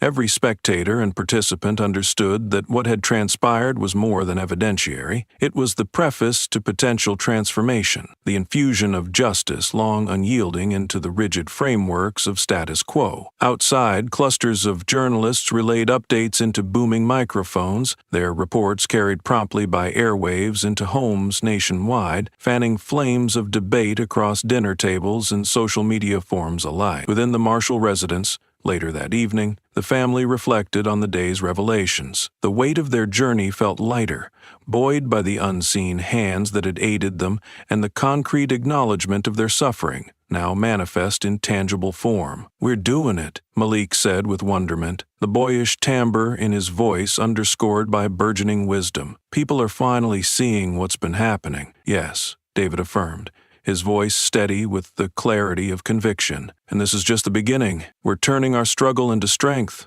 for us and for others." The truth, at once unmasked and uncompromising, set the stage for a broader challenge to authority, one forged in solace, and tempered by unity. As the marshals prepared for the next leg of their journey, they understood that the justice they pursued was etched with the promise and weight of advocacy transforming into empowerment. The chapter remained unfinished, but the contours of change began to emerge from the shadows, propelled not by rhetoric alone, but by a reverence for truth, a truth that now stood revealed, challenging the old and inviting the new into a reconciled embrace of justice, long delayed but newly illumined. The echoes of the courtroom revelations reverberated deeply within David Marshall, awakening a personal struggle that had simmered beneath the surface throughout the trial. As much as he stood as a symbol of resilience in the public eye, inside he wrestled with the duality of his identity, caught between his role as an FBI agent dedicated to upholding the law and a black man navigating the harsh realities of systemic racism. It was late in the evening,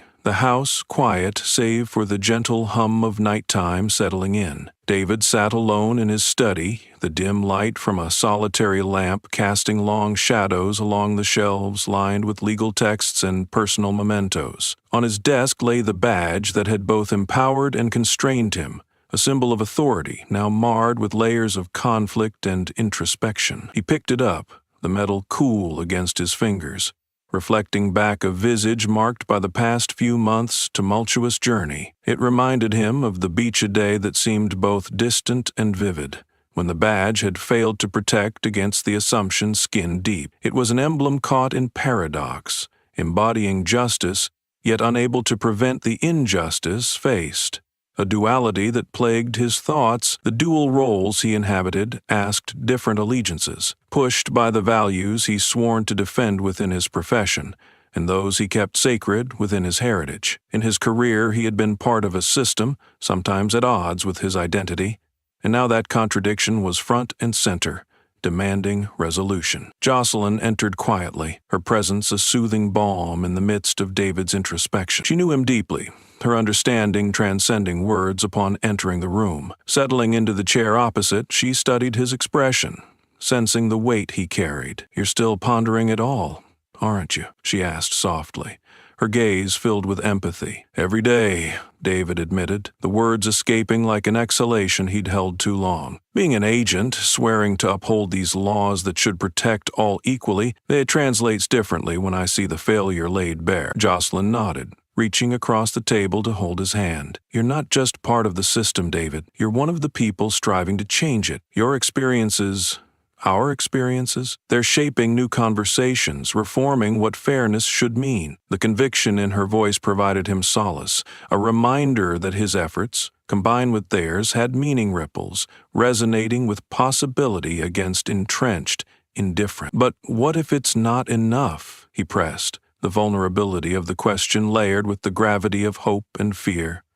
"All this trust in the system still discards parts of who I am." Her fingers squeezed his reassuringly, a gentle tether grounding him. "Then it's up to us to keep pushing for the system that honors every part of you, every part of everyone. I know we face powerful tides, but each ripple created has its impact no matter how gradual." David let the words sink into the quiet room, echoing with truths binding them closely, built from threads woven stronger for the tests they had endured. In the following days, David embraced a new phase of his role within the Bureau. Conversations with colleagues took on layers of meaning, imbued with the knowledge from lived experiences he now offered as a catalyst for internal change, mirroring the transparency they argued for in the training sessions. Once procedural, were now invigorated by narratives, infused with reality personal accounts guiding understanding,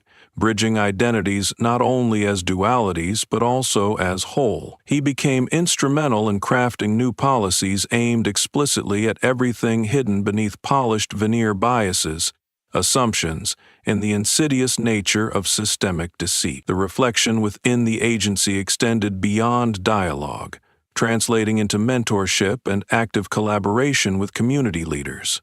It inspired new proxies for accountability, systems inviting transparency over opacity, engagement over detachment. Each step forward, viewed through the prism of his journey, carried acknowledgement that while the road remained difficult, It was now paved with collective effort, a torch he bore with those willing to march beside him. David's personal struggles didn't diminish, but they evolved, entwined with a sense of purpose bridging individual narrative with collective action. It fostered a dignity unfurling through finding synergy between duty and identity, composed within a new moral paradigm. Returning home from these efforts, a familiar scene found him, a family who had faced the unknown, now seated around the comforts of shared warmth, embracing unconditional love. From their trials, the Marshalls nurtured an expansion of justice's reach, etching into the world an indelible mark, a testament to resilience through adversity, unity over division. For David, the struggle was ongoing but reframed, transforming the balance between personal truth and institutional allegiance into avenues of reform, ascending a journey to reimagine narratives tied inexorably to footprints etched brightly into the weaving fabric of tomorrow. The Marshall home, usually a sanctuary from the world's tumult, became the backdrop for an intense family discussion one evening. The day's events sat heavy in the air, reverberating through their lives with both urgency and a call for reflection. It was as if the very walls absorbed the emotions, reflecting back the tension that crackled between them. Malik sat at the kitchen table, his posture rigid, eyes locked on a textbook that remained unopened. Across from him, Jocelyn moved with a calm demeanor that belied the underlying storm within the room. The air was thick with unspoken words as Malik's younger siblings watched hesitantly from the couch, sensing the undercurrent of conflict that anchored their gathering. "Malik, you've been quiet."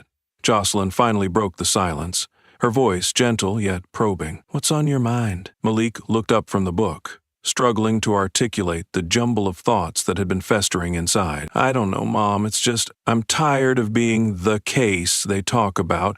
Everywhere I go, it's all people see. It's not fair." The frustration behind his words was palpable, the pressure of being scrutinized by peers and adults alike taking its toll. A younger sibling nodded in agreement, eyes wide and searching, a silent echo of Malik's internalized struggle. "We're more than just a headline," Jocelyn acknowledged, attempting to soothe the dissonance that Malik felt. "But we're also part of something that's important, something that can change things for the better." Malik's gaze turned inward, grappling with the broader implications of their reality. "I get it, I do. But I didn't choose any of this. I feel like I can't ever just be me.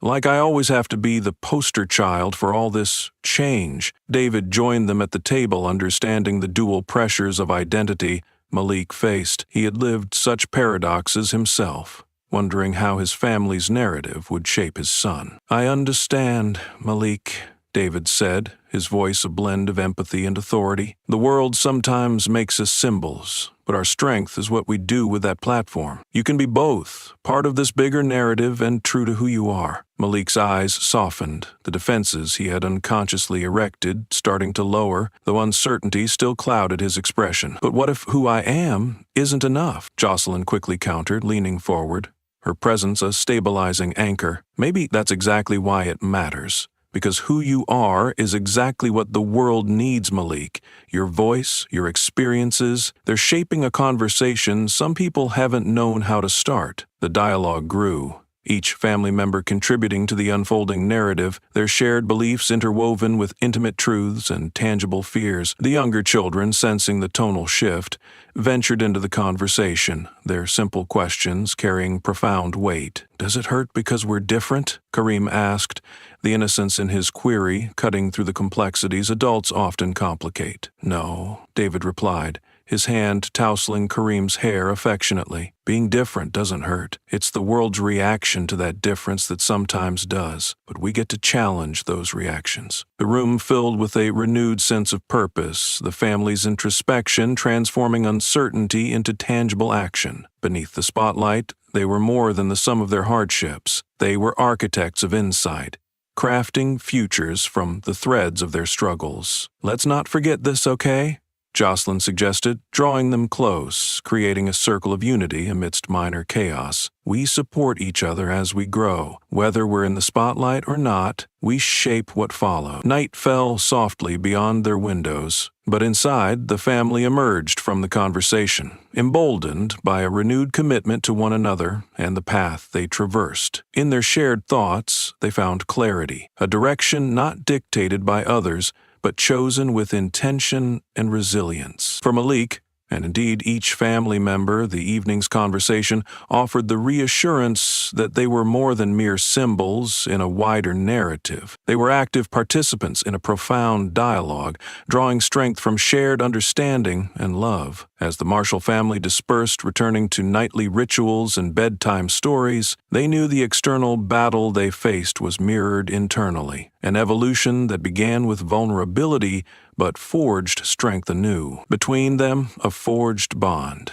Between walls, echoes of hope and determination, reverberating long after the lights dimmed for the night. The dawning of the new day brought with it both promise and the ever-looming specter of the ongoing struggle. But for the Marshall family, the growing solidarity extended beyond their household, weaving into the fabric of their community and the nation itself. As the details of their battle unfolded in court and their story echoed in media outlets, a groundswell of community support began to materialize, an indomitable force fueled by unity and the unyielding desire for change. In their town, community leaders, local organizers, and activists gathered, with the resilience hollered from every corner, planting the seeds for a series of events aimed at amplifying the Marshall family's call for justice and reform. The town hall buzzed with fervent determination, as plans for rallies, educational seminars, and strategic meetings formed the core of their grassroots efforts. On a crisp Saturday afternoon, the Marshall family arrived at a local park, where a rally was poised to set the groundwork for broader community engagement. Jocelyn and David, flanked by their children, approached the heart of the gathering, a constellation of faces, many familiar but others new, reflecting the diverse tapestry not just of their neighborhood, but of the shared stakes across communities agonizingly familiar with injustices spun by societal weaving. A stage stood center, modest yet powerful against the open sky. Placards and banners flourished among the crowd, each word and image echoing the values of equality, justice, and change boldly demanded. Statements like "Stand up, speak out," and "Justice is a journey, not a destination," colored the scene with vibrant urgency. As the marshals ascended the stage, a hush rippled through the gathered mass, each person attuned to the narrative shared by this family at the center of their cause. Jocelyn stepped forward, pausing to absorb the embodiment of solidarity born from struggle, her heart brimming with shared resilience. "We stand here today, not as victims, but as advocates," she began, her voice clear and resolute, fueled by both vulnerability and strength. "Our family's story is just one of many. It's a struggle shared by countless others whose voices often remain unheard." Her words cast a net of inclusive empathy across the crowd, binding together those present with the unyielding thread of shared purpose. We're here to demand change, not just in policies, but in the very systems designed to uphold our rights. It's about building a community that reflects the values of justice for all. Her call to action was met with a tide of applause, affirming shouts and applause rising from the crowd like a chorus, a living testament to their collective mission. David addressed them next, a familiar voice now tethered with the gravity of leadership, a role both daunting yet welcomed. "Today, we rally not just for ourselves, but for every family forced to endure what should never be a reality. Together, we bear witness and take steps forward to ensure a future where dignity and fairness are uncompromised." Malik, clasping his father's hand, spoke with the earnest conviction dawning alongside his new understanding, his words bridging the chasm between generations. "We're stronger when we lift each other, and I'm learning that's what really drives change. We can't do it alone." The crowd erupted again,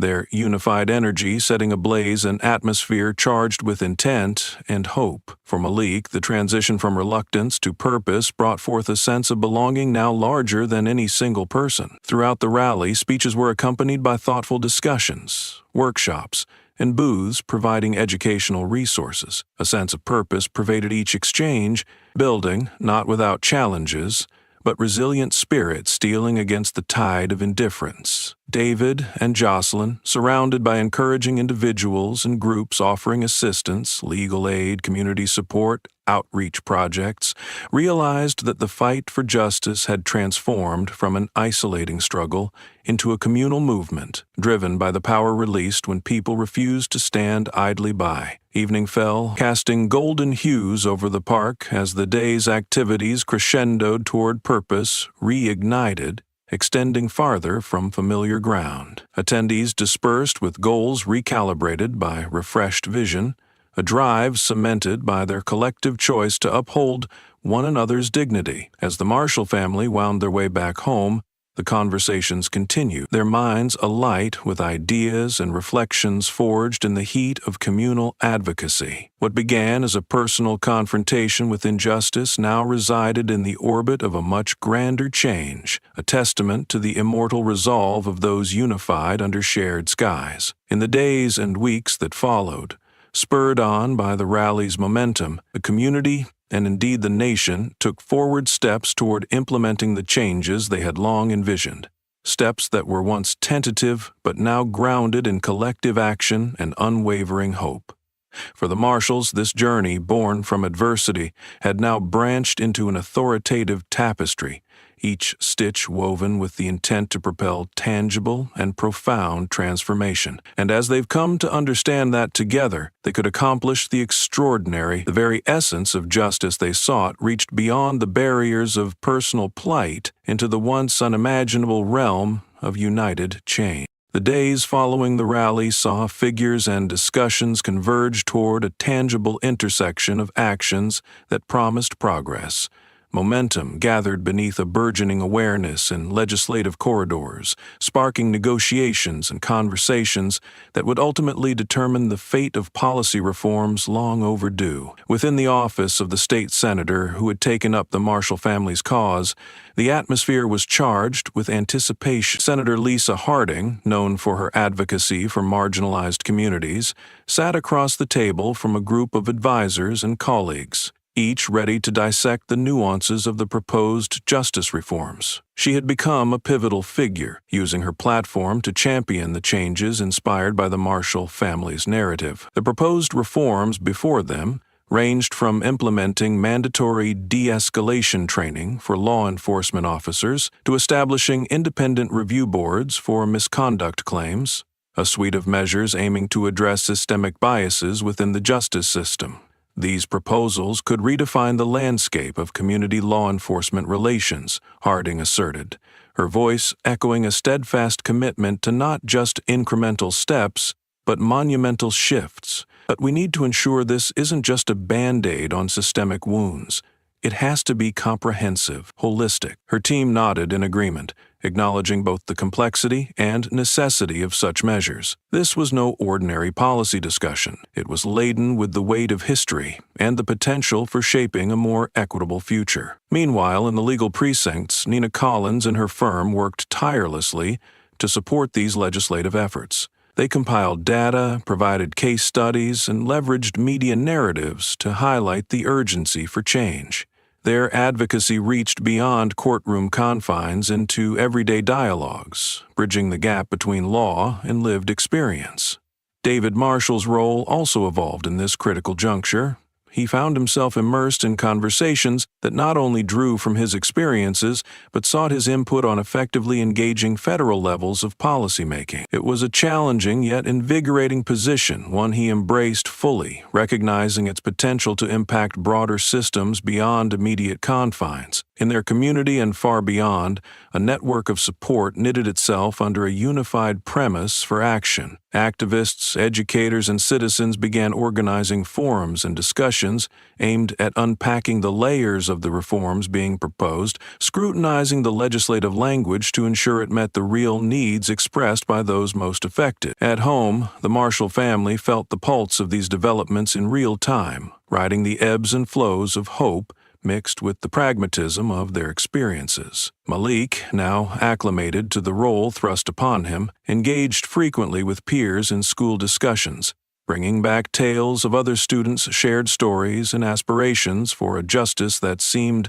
finally within reach. The culmination of grassroots efforts came at a public forum held at the state capitol. It was a diverse gathering of community members, officials, and advocates, each prepared to speak to the human aspects that statistical reports often missed. Lisa Harding delivered a keynote address that drew threads from the tumultuous journey that brought them together. The injustices faced cannot remain invisible cogs in an unseen machine. By recognizing the pervasive impact these issues have, by translating them into laws that uplift rather than oppress, we acknowledge our collective humanity. That's how transformation begins. Her words set the stage for an inspired dialogue that spread like wildfire through the gathered assembly. Community leaders shared stories, each voice a poignant echo of resilience, betrayal, and hope. David, too, stood to speak, articulating with conviction the bridge between personal experience and legislative action. "We have an opportunity," he stated, his voice reverberating through the hall, tempered yet impassioned, "to ensure that any system vested with the duty of protecting does so fairly, upholding its promise to every individual. May this be remembered as a turning point, not just for the Marshalls, but for every family whose trust in justice is honored, never exploited." Applause followed, reverberating throughout the chamber, a symphony of affirmation and an earnest plea for accountability woven through applause. Back home, as they gathered after the forum, the Marshall family felt enveloped by the rippling effects of their courage, catalyzed into action. Discussions continued over dinner, their conversations seasoned with insights shared and stories broadening their perspectives. "Are you scared?" asked Kareem,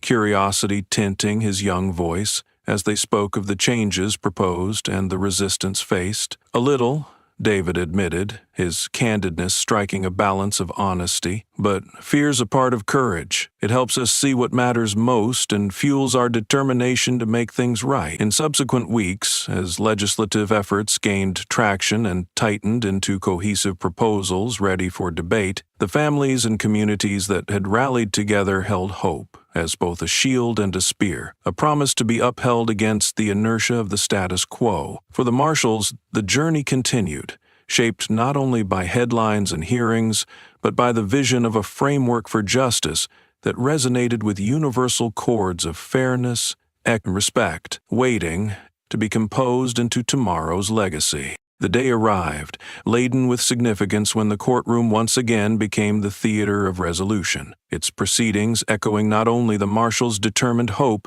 but also the expansive public impulse for justice. Courtroom benches filled with keen observers, their anticipation palpable, while outside, the swell of collective voices gathered as communities held their breath. Inside, the atmosphere brimmed with a tension made of expectation, each person present aware of the history being written, each moment carrying the weight of societal consequence. The judge entered, her gaze sweeping the courtroom, briefly resting on the Marshalls, who embodied the resilience now etched into every corner of the room. As she took her place at the bench, silence fell, and the room's focus tightened, the air humming with possibility. "We have reached a conclusion in the case of the Marshall family versus the local police department," she began, her voice a careful balance of authority and acknowledgement of the larger narrative that unfolded within these walls. "The court has reviewed the evidence, considered the testimonies, and evaluated the systemic factors at play in this case." The judge paused, allowing her words to resonate,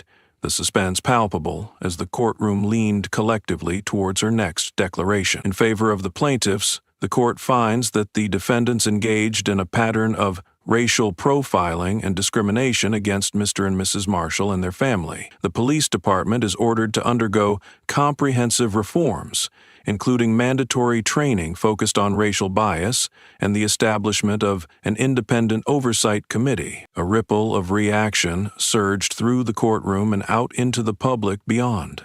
Relief, validation, and the hope for substantive change coursed through the hearts of those gathered around this apex moment of justice served. Jocelyn felt David's hand tighten around hers, the warmth of that grip reflecting years' worth of struggle and aspiration now realized within legal affirmation. Malik, who had found his voice amid the turmoil, sat with a budding conviction that justice could indeed transcend barriers when courage met advocacy. The judge continued, her judgment anchoring the case within the larger narrative of reform. This ruling, while concerning this singular case, serves as a foundation for addressing deeper systemic inequalities that must be engaged by law enforcement agencies and communities at large. Applause erupted, contained but fervent, eventually reverberating through the gallery and back again, an echo chamber of collective gratitude and recognition. The moment felt like both an end and a beginning, this chapter achieving closure even as foundations for new struggles took shape. As the courtroom emptied, eager to share the verdict with communities nationwide tuned into this landmark decision, the Marshalls found themselves the heart of a steadily growing circle of allies. Nina Collins stood with them, a reassuring presence marked by success in both legal realm and personal advocacy. "We did it,"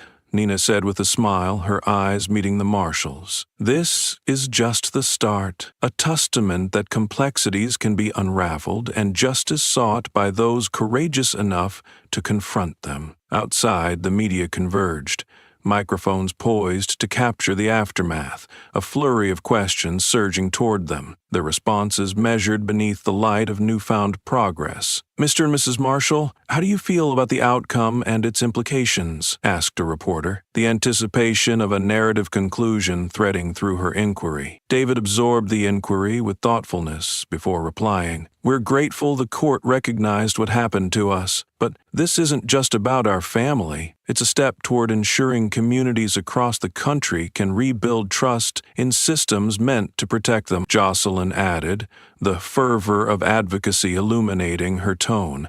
"This verdict reflects the faith we placed in justice, faith that should extend beyond moments into enduring practice. It sets a precedent for accountability and reform." Their words resonated outward, cascading through airwaves and digital channels, reaching communities where stories of struggle persisted beneath layers of silence. In the weeks that unfolded post-verdict, tangible shifts began to form. Police departments, prompted by the court's example, initiated dialogues within communities to restructure relations, drawing individuals intricately into collaborative reform committees. Inspired by the Marshall ruling, set in motion legislation designed to amplify oversight and institutionally normative practices. The residue of change reached the fabric of wider society, reflected in headlines and classrooms where dialogues took root, reshaping perceptions and stoking the fires of humanity's inherent quest for fairness. For the Marshall family, the victory was precious, the culmination of a journey defined by resilience and unwavering belief in possibility.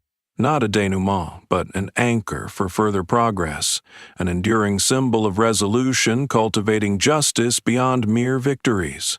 Standing at a crossroads of historical and present understanding, they embraced the unity fortifying their community and the nation, a legacy steeped in the willingness to redefine destiny, resonating through the threads of tomorrow, immeasurable yet impactful. Knowing they were both authors and navigators of this transformative odyssey, as the echoes of their story wove into the broader tapestry of societal conscience, it became evident the reverberations of this case would persist, ensuring the dawn of a new, equitable paradigm. Dreaming within reach, chartered not only by hope, but steeled by determination's uncompromising core. In the weeks following the verdict, a palpable sense of change rippled through the town, its echoes stretching far beyond local boundaries. The court's decision had not only sparked an upheaval within the police department, but had also kindled a renewed effort to rebuild trust and transform community relations fundamentally. For the marshals, the victory carried with it a quiet validation, a confirmation of the endurance and hope invested in their arduous journey. Yet, as every triumph emerges with its own set of challenges, the immediate aftermath necessitated grappling with how to navigate reconciliation and forgiveness within a community still coming to terms with its realities. Across town, open forums were established, places where residents, law enforcement, and leaders gathered to engage in earnest dialogue, conversations that bore the potent potential to heal rifts long ignored. These meetings, freed from formal rigors and fortified by candidness, became spaces where voices intertwined in discourse and mutual understanding. David found himself deeply involved in these discussions, serving as a bridge between his experiences and the aspirations for a community yearning for equilibrium. He spoke often of accountability, not as a cornerstone upon which trust might be steadily rebuilt. At one such forum, held under the vaulted ceilings of a municipal building resonant with civic history, David shared the floor with Chief Bryant, the police department's newly appointed chief, known for his progressive outlook. As David took the podium, the room listened intently, eager for guidance and resolution. "We're at a turning point," he said,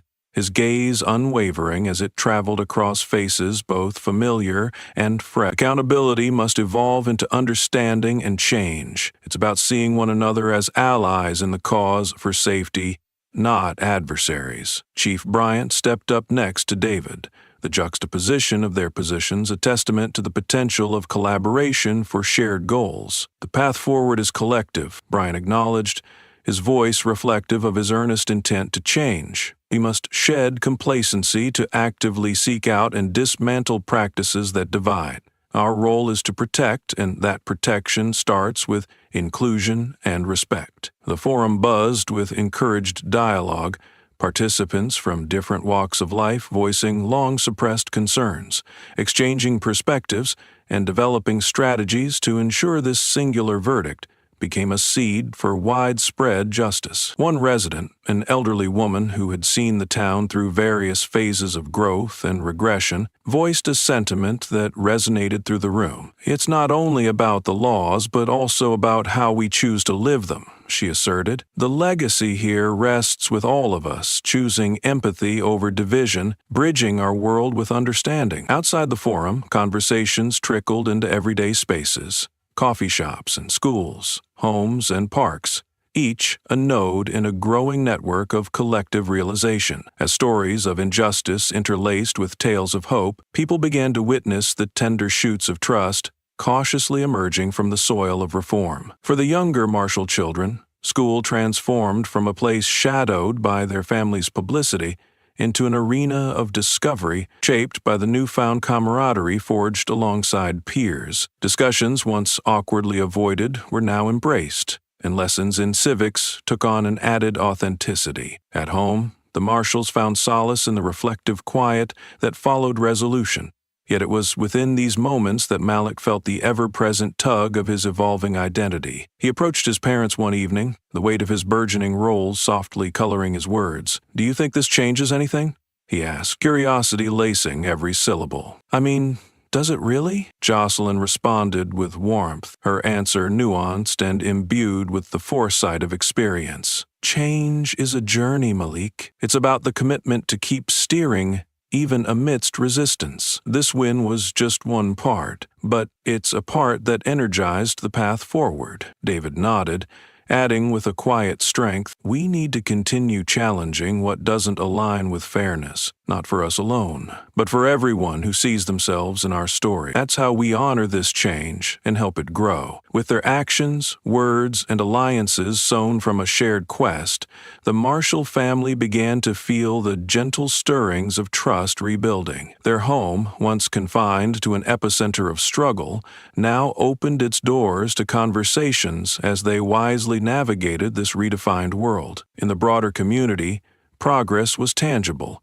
albeit incremental. New policies began to unfold. Programs emerged fostering collaboration between law enforcement and residents, and the shared pursuit of peace became etched into the community's guiding principles. Reflecting upon the steps they had taken, the marshals realized that while the road was long, each stride was significant. Every interaction, meeting, and connection carried the torch of reform, lighting the path ahead with possibilities born from hard-won unity. As stars rose over their town, threading hope into the night sky, the marshals understood that change, real and lasting, was not just possible, but inevitable. It unfolded from their strength, binding communities in the indelible promise of unity, truth, and justice, written collectively, line by line, in the annals of their journey's defining legacy. As the community worked collaboratively to forge a path of reconciliation and reform,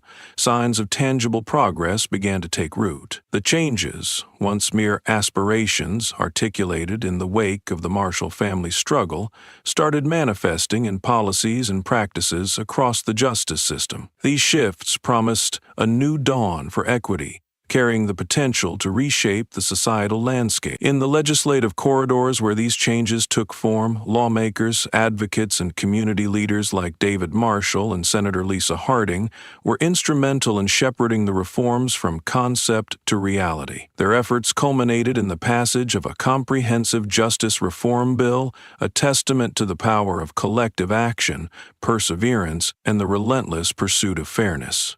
The legislation embodied sweeping changes aimed at rectifying long-standing injustices. It mandated comprehensive racial bias training for all law enforcement officers, established independent boards to oversee police misconduct, and included measures designed to enhance community engagement and transparency within policing policies. These reforms represented not just patches on a fractured system, but steps to redefine the relations between authorities and the communities they serve. On the day the bill was signed, a ceremony unfolded at the state capitol, a symbolic gathering of changemakers who dedicated themselves to this journey. The atmosphere was infused with a reflective celebration, a recognition of battles fought, and the solidarity that fueled them. As David and his family stood within this assembly, joined by familiar faces and new allies, he reflected in silent awe at how far they had come, a transcendent journey from a beachside confrontation to influencing statewide reform. Senator Harding took the podium, her words weaving together gratitude and vision. This legislation stands as proof that when communities reject silence for empowerment, transformation becomes inevitable. Our work does not stop here. It begins anew each day, strengthened by the foundations we have laid today. Applause erupted, a thunderous testament to determined unity echoing across hopeful horizons. People from diverse backgrounds, bringing their shared and personal stories, now stood interlinked in a tapestry woven from resilience and renewed hope. At the heart of it all, Jocelyn felt tears mist her eyes, not solely of relief, but gratitude. Embracing her children, she whispered a truth, capturing the depth of their shared experience. This is your legacy. You're part of something bigger now. Your voices matter. For Malik, this journey infused new resolve into his youthful spirit, a baptism of advocacy shaping who he was becoming. The courtroom ordeal had once felt like an unjust burden, but now it transformed, crystallizing into an understanding deeper than he could have imagined. In the weeks that followed the bill's signing, the community, emboldened by its newfound unity, channeled its focus into cultivating the changes it sought. Committees formed, embedding community voices into policing strategies. Engagement sessions led to breakthroughs, a constant dialogue expanding understanding and dismantling preconceptions. For the Marshall family, this shift represented both closure and inception, the end of their personal legal battle, yet the beginning of broader societal quests. Guest lectures, panels, and even neighborhood meetings became platforms where they shared their story, inspiring others to rise for transformation, graced with the resilience of hope. The conversations around growth, healing, and justice expanded beyond state lines, drawing interest and emulation from communities similarly navigating the complexities of their circumstances. The Marshals' experiences ignited a beacon that transcended local narratives, reaching far into the realm of possibilities, tangibly fostered by shared humanity. One evening, as the family gathered under a sky dotted with stars, a quiet sense of achievement settled among them. Each looked toward the vastness above, feeling the reverberations of their journey reflected in constellations pinned like ancestral guides, a cosmic testament to justice's enduring trajectory. Kareem, youthful curiosity ignited, asked, "Do you think it will always be like this? Everyone getting along, wanting to listen and change?" David chuckled softly, embracing both son and the gravity of truth. "We'll keep working for that, Kareem.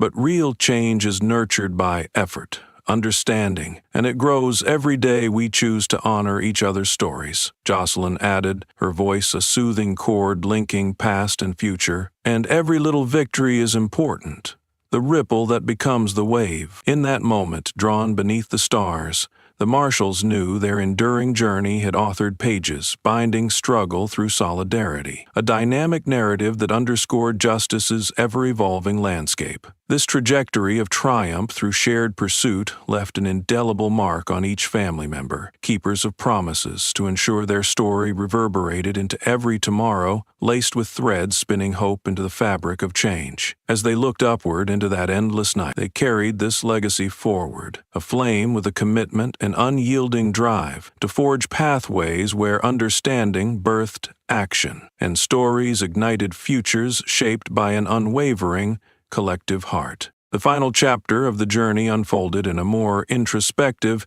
yet no less powerful manner. Within the softened pace of life's return to normalcy, the Marshals found themselves reflecting on both the victories achieved and the lessons learned.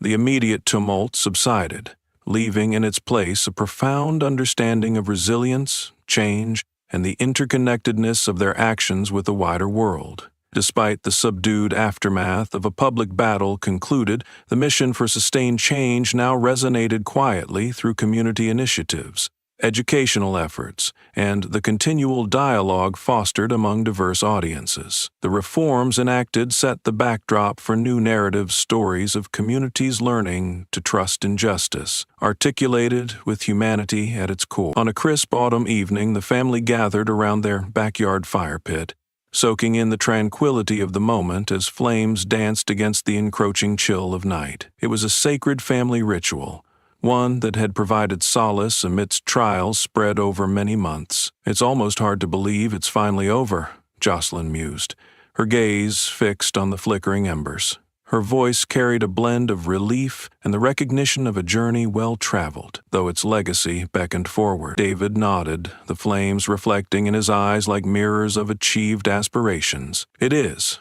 but what we've created has roots that will hopefully grow for a long time. It's not as much an end as it is a new beginning." Malik, now shaped by the wisdom of the journey, leaned closer, a thoughtful expression illuminating his features. "I used to think we were just victims of something unfair," he admitted, a wry smile touching his lips. "But I think we're more than that, like we're part of changing things so it doesn't happen to someone else." Kareem, ever the inquisitive spirit, echoed a sentiment that resonated with all. "Do you think people will remember what happened here? Will it always mean something?" His question lingered, hanging in the crisp air, prompting a reflective pause and the subtle realization that even in resolution, the journey retained areas unexplored, future stories inked with memory and potential. Jocelyn gathered her children close, her voice a quiet pledge threaded through future dreams. "What we did, what all of us did, has created ripples. Maybe people won't always remember our names, but they'll feel the impact because we stood up when it mattered." Her words enveloped the family in warmth, assuring them of their actions' significance in shaping ethos, extending beyond their immediate environment into broader emboldenment. As nighttime deepened, they lingered by the fire, absorbed in the symphony of silence underscored by crackling logs. It was in these quiet moments that the Marshall family embraced a deeper truth. Change, while nurtured by collective momentum, was also inherently personal. a choice renewed with each decision bound for justice. Their narrative, once confined within adversarial courtrooms, now spun sails into uncharted waters. The legacy of their struggle, an imprint on societal conscience, braided with aspirations for enduring justice, remained anchored in the strings of familial strength, aspiration alchemized into forward narratives of hope and activism. Leaning back, David let the serene weight of togetherness settle around him. His voice, gentle yet powerful, encapsulated the core of their shared epic. We've shown that no one stands alone when truth finds its voice. Now it's about tending the seeds planted here so they continue to grow. Those seeds, a foundation for possibilities unconstrained by boundaries, thrived within the luminous pathways shaped by the Marshall family's journey, embodying an unspoken promise wrapped in unity and resilience. As stars blinked overhead, stitches of hope woven into the fabric of the night, the Marshalls knew they were creators of more than justice. They were cultivators of an existence where empathy mirrored action, transforming singular experiences into shared legacies of strength and wisdom. And as the incandescent glow of their intimate gathering flickered into the night, they were left with a quiet understanding. The echoes of their journey would forever resonate within the heartbeats of those compelled to carry it forward, calling to action a world ready to listen, nurture, and transform. How do you feel about this journey? We invite you to leave your thoughts in the comments below. Like, share, and subscribe to the Black Voices channel for more stories that continue to illuminate and inspire change.